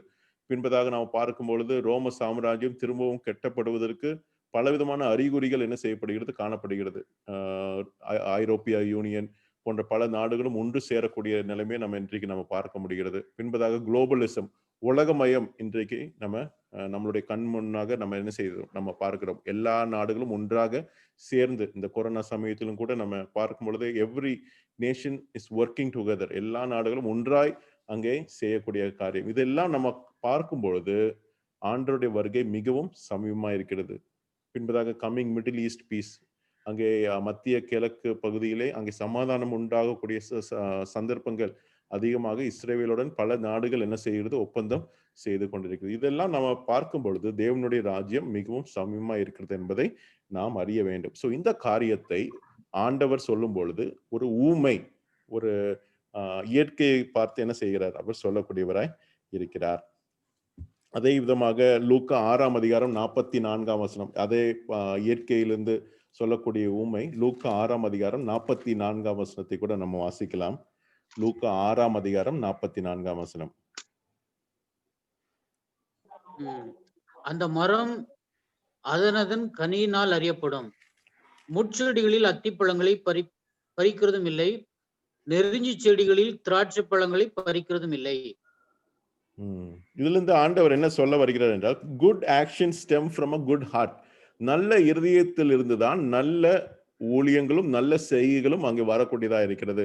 நல்ல இருதயம் இருக்குமானால் தான் நல்ல கனிகள், நல்ல ஊழியங்கள், நல்ல பலன்கள் நாம் என்ன செய்ய முடியும், பார்க்க முடியும். ஒரு கெட்ட இருதயத்திலிருந்து நல்ல காரியங்கள் நாம் என்ன செய்ய முடியாது, பார்க்க முடியாது என்கிற காரியத்தை ஒரு ஊமை மூலமாய், ஒரு நேச்சர், ஒரு இயற்கையை பார்த்து ஆண்டவர் சொல்லக்கூடியவராய் இருக்கிறார் என்பதை நம்ம பார்க்க முடியும். இன்னொரு வசனத்தை கூட நம்ம வாசிக்கலாம். லூக்கா 4ஆம் அதிகாரம் 23ஆம் வசனத்தை கூட வாசிக்கலாம். லூக்கா 4:23. அவர் அவர்களை நோக்கி, வைத்தியனே, உன்னைத்தானே குணமாக்கிக்கொள் என்கிற பழமொழியை சொல்லி, நாங்கள் கேள்விப்பட்டபடியே கப்பர்நகூமில் உன்னால் செய்யப்பட்ட கிரியைகள் எவைகளோ அவைகளை உன் ஊராராகிய இவ்விடத்திலும் செய் என்று நீங்கள் என்னுடன் சொல்வீர்கள் என்பது நிச்சயம். வைத்தியனே, உன்னைத்தானே குணமாக்கிக்கொள் என்கிற பழமொழி, இங்கே தமிழிலே பழமொழி என்று சொல்லப்பட்டிருக்கிறது. ஆனால் மூல பாஷையிலே பேரபோலே எனக்கூடிய வார்த்தை தான் பயன்படுத்தப்பட்டிருக்கிறது. தமிழிலே டிரான்ஸ்லேட் செய்யும் பொழுது பழமொழி எனக்கூடிய வார்த்தை பயன்படுத்தப்பட்டிருக்கிறது. ஆனால் கிரேக்க பைபிள்ல நீங்க மூல பாஷையில ஒரிஜினல் லாங்குவேஜ்ல நீங்க பாத்தீங்கன்னா அந்த பழமொழி எனக்கூடிய வார்த்தை அங்கே பேரபல், ஊமை என்கிற வார்த்தை தான் என்ன செய்யப்பட்டிருக்கிறது, பயன்படுத்தப்பட்டிருக்கிறது. வைத்தியனே, உன்னைத்தானே நீ என்ன செய், நீ குணமாக்கிக்கொள் என்கிற காரியம் அங்கே ஊமை என்கிற வார்த்தைக்கு பயன்படுத்தப்படுகிறது என்பதை நம்ம அறிய வேண்டும். ஸோ இந்த காரியங்கள் எல்லாம் நம்ம பார்க்கும் பொழுது ஆண்டவர் ஒரு சத்தியத்தை விளக்குவதற்காக ஆண்டவர் என்ன செய்கிறார், இந்த காரியங்கள் எல்லாம் சொல்லக்கூடியவராய் இருக்கிறார் என்பதை நம்ம பார்க்க வேண்டும். ஸோ அடுத்த டைட்டில் எழுதி கொள்ளுங்கள். Why did Jesus speak in parables? ஏன் இயேசு கிறிஸ்து ஊமை மூலமாய் பேசினார் என்பதை நீங்கள் அறிந்து கொள்ள வேண்டும். ஸோ ஏன் இயேசு கிறிஸ்து ஊமைகள் மூலமாய் பேசினார்? கேள்வி. Why did Jesus speak in parables? அதுக்கு 2 நோக்கங்கள் காணப்படுகிறது. அதுக்கு 2 நோக்கங்கள் இருக்கிறது என்பதை நாம அறிய வேண்டும். அதுக்கு உதாரணமாக வசனங்கள் எழுதிக் கொள்ளுங்கள். மத்தேயு 13:10, மார்க்கு 4ஆம் அதிகாரம் 10ஆம் வசனம். மத்தேயு 13ஆம் அதிகாரம் 10ஆம் வசனமும் மார்க்கு 4ஆம் அதிகாரம் 10ஆம் வசனம். ஸோ ஏன் இந்த ஊமைகளை ஆண்டவர் சொல்கிறார் என்பதை இந்த 2 பகுதிகளை நாம் என்ன செய்வோம், நம்ம வாசிப்போம். எடுத்தவர்கள் வாசிக்கலாம். மத்தேயு 13ஆம் அதிகாரம் 10ஆம் வசனம். அப்பொழுது அவர் சீஷர்கள் அவரிடத்தில் வந்து, ஆண்டவரே, ஏன் ஊமைகளோடு பேசுகிறீர்கள் என்றார்கள். அதற்கு அவர் பிரதியுத்தரமாக, பரலோகத்தின் ரகசியங்கள் அறியும்படிக்கு உங்களுக்கு அருளப்பட்டது, அவர்களுக்கோ அருளப்படவில்லை. அவர்களுக்கோ அருளப்படவில்லை என்று நாம பார்க்கிறோம். அதே இது மார்க் 4ஆம் அதிகாரம் 11ஆம் வசனத்தை கூட வாசிங்கள். மார்க் 4ஆம் அதிகாரம் 11ஆம் வசனம். அதற்கு அவர், தேவனுடைய ராஜ்யத்தின் ரகசியத்தை அறியும்படி உங்களுக்கு அருளப்பட்டது, புறம்பே இருக்கிறவர்களுக்கோ இவைகளை எல்லாம் ஊமைகளாக சொல்லப்பட்டது. நீங்க 10ஆம் வசனத்திலிருந்து வாசிக்கும் பொழுது நீங்க பார்க்கலாம், அவள் தனித்திருக்கும் பொழுது 12 கூட அவர் சூழ்ந்திருந்தவர்கள் இந்த ஊமையை குறித்து அவர்களிடத்தில் கேட்டார்கள். அதற்கு அவர் இந்த ஊமையை குறித்து கேட்கும் பொழுது அவர் என்ன சொல்கிறார்? தேவனுடைய ராஜ்யத்தின் ரகசியத்தை அறியும்படி உங்களுக்கு அருளப்பட்டது, புறம்பே இருக்கிறவர்களுக்கோ இவைகள் எல்லாம் ஊமைகளாக சொல்லப்படுகிறது என்று நாம பார்க்கிறோம். சோ 2 பர்பஸ், அதாவது கேட்கக்கூடியவர்கள், அதாவது தேவனை பின்பற்றக்கூடியவர்கள் தேவனுடைய சத்தியத்தை புரிந்து கொள்வதற்காக இந்த ஊமை என்ன செய்யப்படுகிறது, சொல்லப்படுகிறது. அதான் மார்க் 13ஆம் அதிகாரம் 11ஆம் வசனத்திலே நம்ம பார்க்கிறோம், தெளிவாக நம்ம பார்க்கிறோம், பரலோக ராஜ்யத்தின் ரகசியங்கள் அறியும்படி உங்களுக்கு அருளப்பட்டது, ஆனால் இந்த ஊமைகள் அவர்களுக்கு என்ன செய்யப்படவில்லை, அருளப்படவில்லை. சோ இந்த சத்தியத்தை பரலோக ராஜ்யத்துக்கு உரியவர்கள் அவர்கள் என்ன செய்ய முடியும், புரிந்து கொள்ள முடியும். ஆனால் பரலோக ராஜ்யத்திற்கு வெளியே இருக்கக்கூடியவர்கள் இந்த சத்தியத்தை என்ன செய்ய முடியாது, புரிந்து கொள்ள முடியாது. அதனாலதான் ஆண்டவர் இந்த ஊமைகளாக என்ன செய்யறார், சொல்லக்கூடியவராய் இருக்கிறார். இந்த ஊமைகளை ஆண்டவரை பின்பற்றக்கூடியவர்கள் இதை கேட்கும் பொழுது என்ன செய்யப்படுகிறது, அவர்களுக்கு புரிந்து கொள்ளப்படுகிறது. அதனாலே அவர்களுடைய வாழ்க்கை மாற்றி அமைக்கப்படுகிறது. இதை புரிந்து கொள்ளும் பொழுது அவர்களுடைய வாழ்க்கை தேவனுடைய சித்தத்தின்படி மாறக்கூடியதா இருக்கிறது என்பதை நாம அறிய முடியும். ஆனால் இதே ஊமைகள் இன்னொரு பர்பஸ், இன்னொரு நோக்கத்தையும் விளக்கக்கூடியதா இருக்கிறது. அதுக்கு என்ன நோக்கம்? இதற்கு புறம்பே இருக்கக்கூடியவர்களுக்கு இந்த சத்தியம் மறைக்கப்பட வேண்டியதாய் இருக்கிறது. இது அவர்களுக்கு புரியாமல் இருப்பதற்காக, இந்த சத்தியம் அவர்களுக்கு மறைக்கப்படுவதற்காக ஆண்டவர் ஊமைகளாக சொல்கிறார் என்கிற காரியம் இந்த 2. மன்னிக்கவும், இங்க இன்டர்நெட் கொஞ்சம் ப்ராப்ளமா இருக்கிறதுனால. இப்ப கேக்குதா? ஜி சார், கேக்குது. கடைசியில நான் என்ன சொன்னேன், எதுவரை கேட்டிருந்தீங்க நீங்க?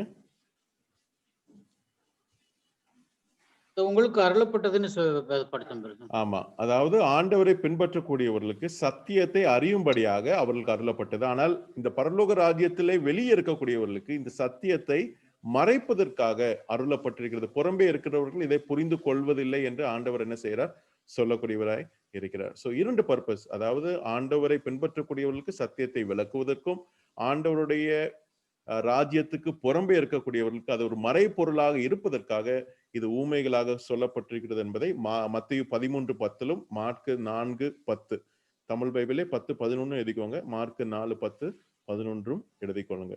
ஏனென்றால் இதை வேத பாரகர்கள் ஆண்டவரை என்ன செய்யல, பின்பற்றவில்லை. அவர்களுடைய இருதயமானது கடினமாக்கப்பட்டது. அதுதான் மார்க் 3ஆம் அதிகாரம் 11ஆம் வசனத்தில் நம்ம பார்க்கிறோம். மார்க் 3ஆம் அதிகாரம் 11ஆம் வசனம், 22ஆம் வசனம். எருசலேமிலிருந்து வந்த வேதப்பாரகர்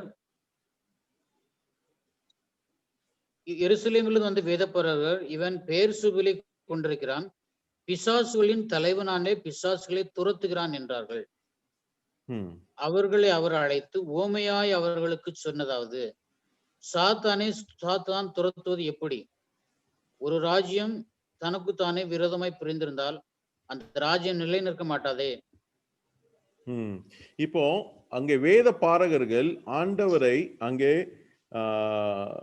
எதிர்த்து பேசக்கூடியவர்களாய் அவரை என்ன செய்யல, அவர்கள் அங்கீகரிக்கவில்லை.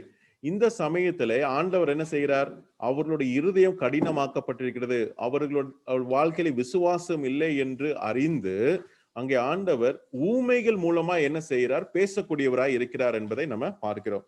அதனால இந்த ஊமைகளை கேட்ட உடனே அவர்களுக்கு புரிந்து விடவில்லை. ஆனால் ஆண்டவரை பின்பற்றக்கூடியவர்களுக்கு இந்த சத்தியம் விளங்கக்கூடியதா இருக்கிறது. ஆனால் ஆண்டவர் இந்த வேத பாரகர்கள் அவர்களுடைய இருதயம் கடினமாக்கப்பட்டிருக்கிறது, அவர்களுக்கு இந்த ஊமைகளாய் சொல்லும் பொழுது அவர்களுக்கு என்ன செய்யவில்லை, இந்த காரியங்கள் அவர்களுக்கு புரியவில்லை என்பதை நாம் என்ன செய்ய முடியும், நாம அறிந்து கொள்ள வேண்டும். So there are 2 purpose. அதாவது ஆண்டவரை பின்பற்றக்கூடியவர்களுக்கு அவர்களுடைய இருதயம் திறக்கப்பட்டு ஆண்டவரை இன்னும் அதிகமாக பின்பற்றுவதற்கு ஏதுவாக இருக்கிறது. ஆனால் ஆண்டவரை நிராகரித்து அவரை பின்பற்றாதவர்களுக்கு இன்னும் இருதயத்தை கடினப்படுத்தி ஆண்டவரை விட்டு வழி போவதற்கும் இந்த ஊமைகள் வகை செய்கிறது என்பதை நாம பார்க்க முடியும். சோ இந்த 2 பர்பசஸ் நீங்க என்ன செய்ய வேண்டும், நீங்கள் புரிந்து கொள்ள வேண்டும். Yes sir, excuse me. Yeah. Matthew 13:11 அவர்களுக்கு அருளப்படையில்ன்றது அந்த அவர்கள் என்று யார குறிப்பிட்டிருக்குது சார்? அவர்கள் அதே என்று மாதிரி சொல்லும் பொழுது, இவர்களுக்கு வெளிப்படுத்தப்படவில்லைன்னு சொல்லியிருக்கு.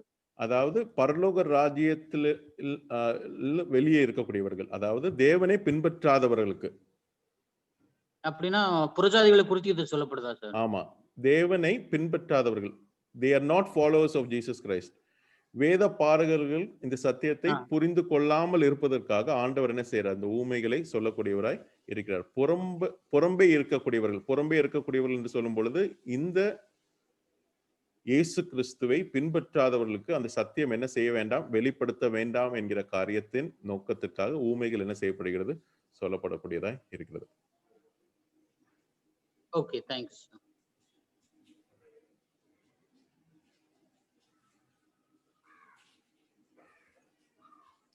இப்போ நீங்க சின்ன பிள்ளைங்க வீட்டுல இருக்கும்பொழுது நீங்க என்ன செய்வீங்க? உங்க மனைவிட்ட உங்க பிள்ளைங்களுக்கு புரிய வேண்டாம், ஆனால் உங்க மனைவி அல்லது உங்க ஸ்பௌஸ்க்கு மட்டும் புரியணும்னா நீங்க என்ன செய்வீங்க? ஒரு கோட் லாங்குவேஜ்ல நீங்க என்ன செய்வீங்க?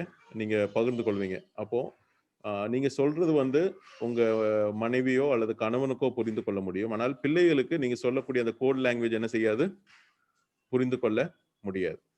So there are two groups of people.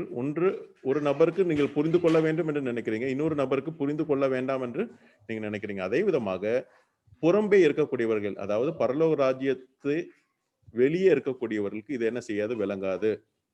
ஆண்டவரை பின்பற்றக்கூடியவர்களுக்கு இது விளங்கக்கூடியதாய் இருக்கிறது என்பதை நம்ம பார்க்க வேண்டும். ஸோ ஆண்டவர் தாமே இந்த காரியத்தின் இந்த ஊமைகள் ஏன் சொல்கிறீர்கள் என்ற காரியத்துக்கு ஆண்டவர் தாமே இந்த மத்திய 13ஆம் அதிகாரத்திலும் மார்க் 4ஆம் அதிகாரத்தினுடைய பர்பஸ் நம்ம என்ன செய்ய முடியும், நம்ம தெளிவாக பார்க்க முடியும். புரிந்ததா பிரதர்? Thank you thank you thank you.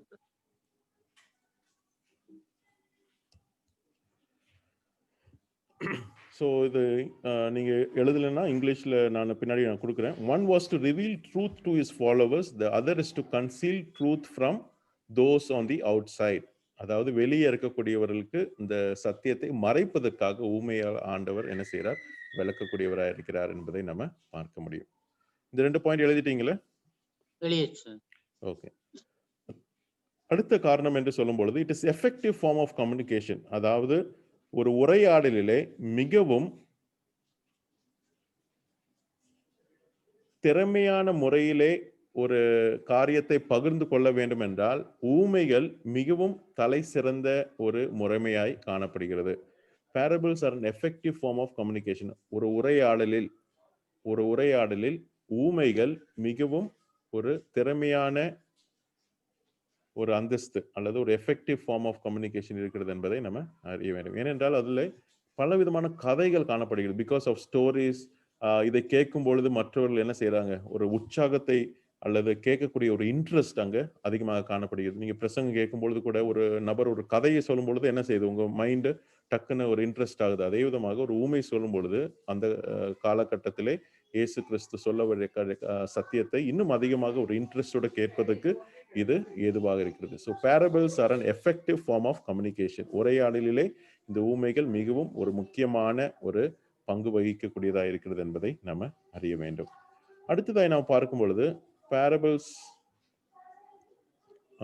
இந்த 2 காரியங்கள் அடுத்ததான் நாம் பார்க்கும்போது made them to think, சிந்திப்பதற்கும் அது ஏதுவாக இருக்கிறது என்பதை நம்ம பார்க்க வேண்டும். அவங்க சும்மா கேட்கறதுக்கு மட்டுமல்ல, இன்னும் அதிகமாக சிந்திப்பதற்கும் இந்த ஊமைகள் யூஸ் பண்ணப்படுகிறது என்பதை நம்ம அறிய வேண்டும். அடுத்ததாய் நாம் பார்க்கும்பொழுது what features characteristic Jesus parables, அதாவது இயேசு கிறிஸ்துவனுடைய ஊமைகளிலே வரக்கூடிய சிறப்பு அம்சங்கள் என்ன? What are the special characteristics in Jesus parables? அடுத்த தலைப்பு எழுதிக் கொள்ளுங்கள். இயேசு கிறிஸ்து சொன்ன ஊமைகளிலே உள்ள சிறப்பு அம்சங்கள். முதல் பாயிண்ட்ல நம்ம பார்க்கும் பொழுது சாதாரண அன்றாட நிகழ்வுகளை ஆண்டவர் பயன்படுத்தினார். அதாவது விவசாயம், சாதாரண அந்த குடும்பத்தில் நடக்கக்கூடிய நிகழ்வுகள், மத ரீதியான அதாவது யூத மத ரீதியான சில சம்பவங்கள், அதை வைத்து ஆண்டவர் ஊமைகள் சொல்லக்கூடியவராய் காணப்படுகிறார். ஸோ இது ஒரு சிறப்பு அம்சம். Farming, domestic issues, religious background, அந்த விதமான காரியத்திலிருந்து ஆண்டவர் என்ன செய்கிறார், ஊமைகளாக விளக்கக்கூடியவராக இருக்கிறார். அடுத்த பாயிண்ட் எழுதிக்கோங்க. இந்த ஊமைகள் சொல்லும் பொழுது தேர் இஸ் அ சஸ்பென்ஸ், ஒரு சஸ்பென்ஸ் இருக்குது, ஒரு கான்ஃப்ளிக்ட், ஒரு மோதல் காணப்படுகிறது. பின்பதாக கான்ட்ராஸ்ட், ஒரு எதிர்மறையான காரியங்கள் அங்கே காணப்படக்கூடியதாக இருக்கிறது. ஊமை சொல்லும் பொழுது ரெண்டு விதமான குரூப், எதிர்மறையான குரூப் இருக்குது. பின்பதாக ஒரு கான்ஃப்ளிக்ட், ஒரு எதிர்ப்பு அங்கு காணப்படுகிறது. சஸ்பென்ஸ், சஸ்பென்ஸ் என்றால் அடுத்தது என்ன நடக்கும் என்கிற ஒரு காரியம் முழுவதுமாக தெரிவிக்கப்படாமல் அங்கே கேட்கக்கூடியவர்கள் அடுத்து என்ன நடக்கும், அடுத்து என்ன நடக்கும் என்கிற ஒரு சஸ்பென்ஸ் அங்கே என்ன செய்யறது, அந்த ஊமையிலே பில்டப் ஆகுறது என்பதை நம்ம அறிகிறோம். ஸோ ஆண்டவர் சொன்ன ஊமைகளே there is a suspense, there is conflict, there is contrast. அடுத்த சிறப்பு அம்சத்தை குறித்து நாம் சிரிக்கும் பொழுது ஊமைகள்ல அவர் சொல்லும் பொழுது 3 மேஜர் கேரக்டர், பெரும்பாலும் அந்த ஊமைகள் நீங்கள் கவனித்து பார்த்தீர்கள் என்றால் 3 முக்கிய கதாபாத்திரங்கள் என்ன செய்யப்படுகிறது, இயேசு கிறிஸ்து சொன்ன ஊமைகளிலே காணப்படுகிறது என்பதை நாம அறிய வேண்டும். So many parables have 3 major characters or groups of characters.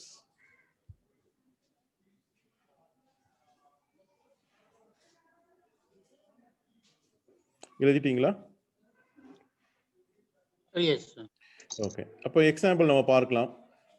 உதாரணத்துக்கு அன்ஃபர்கிவிங் சர்வெண்ட், மத்தேயு 18ஆம் அதிகாரம் 23, 35ஆம் வசனத்தில் நம்ம பார்க்கும்பொழுது ஒரு மன்னிக்காத ஒரு வேலைக்காரன். அங்கே நம்ம பார்க்கும்பொழுது 3 கதாபாத்திரம், ராஜா, மன்னிக்கப்பட்ட ஒரு வேலைக்காரன், பின்பதாக மன்னிக்கப்படாத ஒரு வேலைக்காரன். ஸோ இந்த ஊமையிலே நம்ம பார்க்கும் பொழுது 3 கதாபாத்திரத்தை நம்ம என்ன செய்ய முடியும், நம்ம பார்க்க முடியும். அடுத்ததாய் அங்கே வினியார்ட்ல வேலை செய்யக்கூடிய அங்கே வேலையாட்கள், அங்கே லேண்ட் ஓனர், பின்பதாக பகல் முழுவதும் அங்கே வேலை பார்த்த வேலையாட்கள், பின்பதாக 11ஆம் மணி நேரத்திலே வேலை செய்த வேலையாட்கள். ஸோ இந்த ஊமையில நம்ம பார்க்கும் பொழுது 3 கதாபாத்திரத்தை குறித்து நம்ம என்ன செய்ய முடியும், நம்ம பார்க்க முடியும். பின்பதாக அந்த 2 குமாரன், அந்த முதல் குமாரன் என்ன செய்யறான், நான் வேலை செய்து நான் இதை வேலை செய்கிறேன் என்று சொல்லி வேலை செய்யவில்லை.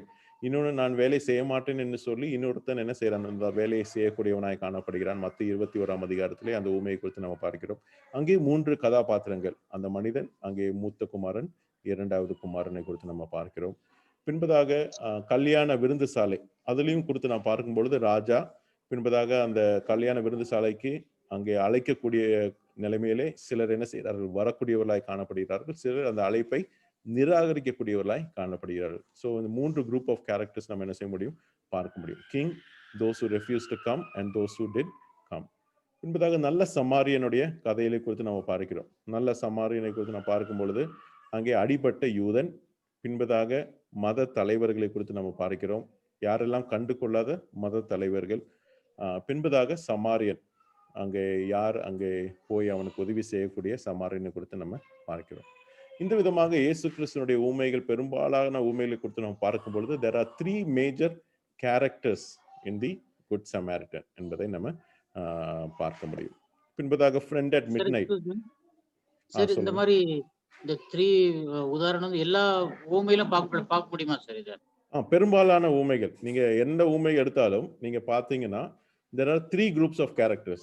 அதான் சில உதாரணங்கள் வைத்து நான் என்ன செய்யறேன், நீங்க எப்படி பார்க்க வேணும் ஊமைகளை பார்க்கும் பொழுது இந்த விதமாக 3 குரூப் இருக்கிறாங்களா நீங்க என்ன செய்யுங்க, நீங்க பாருங்க. அடுத்ததாக நம்ம பார்க்கும் பொழுது நடுராத்திரியிலே வந்த அந்த நண்பன், man who ask to help, அதாவது உதவிக்காக கேட்கக்கூடிய ஒரு மனிதன். பின்பதாக guest who ask for help, பின்பதாக ஃப்ரெண்ட் இன் நீட், அதாவது தேவையுள்ள ஒரு நண்பனுக்காக ஒரு மனிதன் என்ன செய்யறான், ஒரு நபரை பார்த்து அங்கே உதவி கேட்கக்கூடிய நபரை குறித்து நம்ம பார்க்கிறோம். அங்கேயும் 3 விதமான அங்கே நபர்களை குறித்து நம்ம என்ன செய்ய முடியும், பார்க்க முடியும்.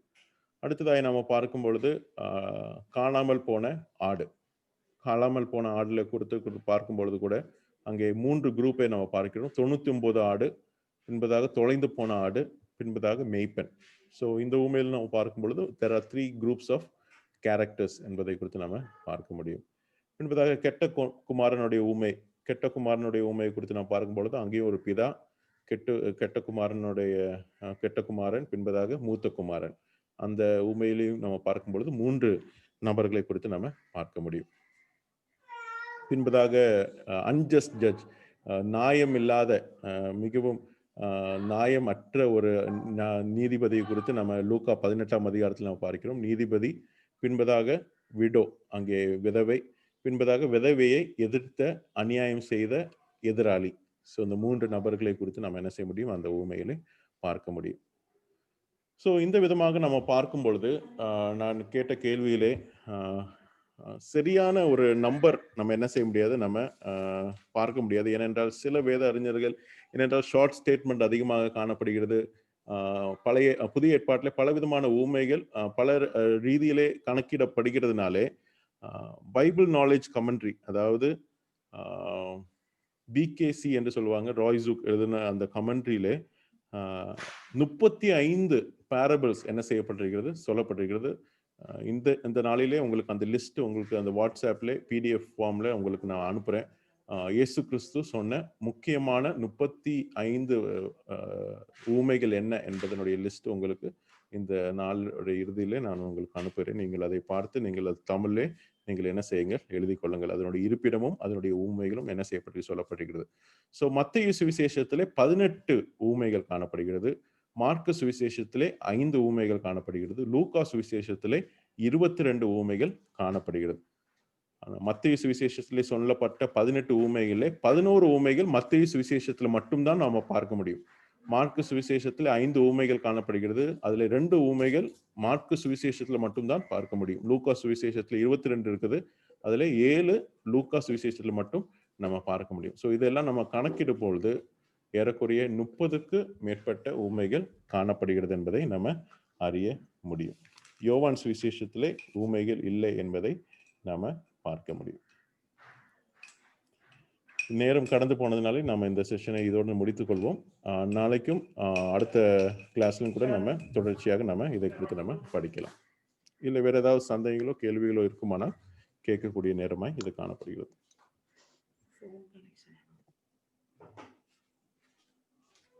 சார், இந்த 3 இது எல்லா பேரபிள 3 இது அதுக்கு எதுவும் சிக்னிஃபிகல் ஒரு ஸ்பிரிச்சுவல் எக்ஸ்பிளனேஷன் இருக்கா சார்? எதுவும் அடையாளமாக கொடுக்கப்பட்டிருக்குமா அது? இல்ல, அது ஒரு கேரக்டர் ஆஃப் ஸ்டோரி. ஒரு கதையில ஒரு எந்த ஒரு கதைனாலும் நம்ம பார்க்கும்பொழுது 3 குரூப் ஆஃப் பீப்புள் அந்த விதமாக இருக்கும் பொழுது இந்த ஒரு ஊமையிலும் கூட there are 3 டிஃப்ரெண்ட் ஒரு குரூப் நம்ம மக்கள். மோர் த கேரக்டர் இருந்துச்சுன்னா நம்ம கேட்கக்கூடியவங்களுக்கும் அதை ஃபாலோ பண்றதுக்கு ஈஸி இல்லை. ஏன்னா இயேசு கிறிஸ்துனுடைய போதனைகளை குறித்து நம்ம பார்க்கும்போது இட் இஸ் ஆல்வேஸ் சிம்பிள், மிகவும் எளிதான முறையிலே புரிந்து கொள்வதற்காக. ஸோ அவருடைய ஊமைகள் எல்லாம் நம்ம பார்க்கும்பொழுது அதிகமான கதாபாத்திரம் யூஸ் பண்ணால் மக்கள் அதிகமாக குழம்பி போய்விடுவார்கள். அதனாலே அவருடைய பெரும்பாலான ஊமைகளிலே 3 கதாபாத்திரங்கள் வந்திருக்கலாம் என்று நான் என்ன செய்கிறேன் நினைக்கிறேன். ஸோ முக்கியவாரம் எல்லா நீங்க ஊமைகளை பார்த்தீர்கள் என்றால் 3 கதாபாத்திரங்கள் முக்கியமாக காணப்படுகிறார்கள் என்பதை நம்ம பார்க்க முடியும். Thank you sir. கேள்விகள் இல்லாவிட்டால் நான் ஜெபம் செய்து நாம் இந்த வகுப்பை நிறைவு செய்யலாம். அன்பும் இறக்கும் நல்ல பிதாவே, இந்த காலை முதல் எங்களுக்கு போதித்த சத்தியங்களுக்காக நன்றி செலுத்துகிறோம். இந்த சத்தியங்கள் எங்களுடைய வாழ்க்கையை மாற்றி அமைக்க வெறும் அறிவுபூர்வமாக மட்டும் இல்லாமல் எங்களுடைய வாழ்க்கையை மாற்றி அமைக்க உம்முடைய வேத வசனத்தின் மேல் அன்பு கூற இன்னும் அதிகமாக உம்மை போல மாற எங்களுக்கு கிருபை பாராட்டிடலும். எல்லாம் உம்முடைய சமூகத்தில் வைக்கிறோம். எல்லாம் இயேசு கிறிஸ்துவின் நாமத்தினாலே கேட்டுக்கொள்கிறோம் எங்கள் ஜீவனுள்ள நல்ல பிதாவே, ஆமென். என்னுடைய மகள் உங்களுக்கு எல்லாம் ஹாய் சொல்லணும்னு சொல்ற.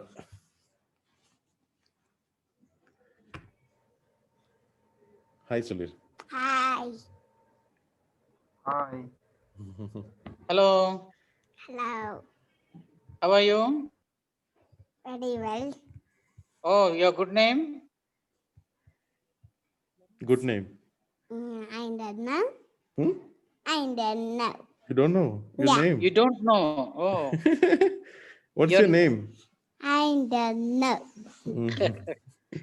Okay, எல்லாருக்கும் பாய் சொல்லிரு.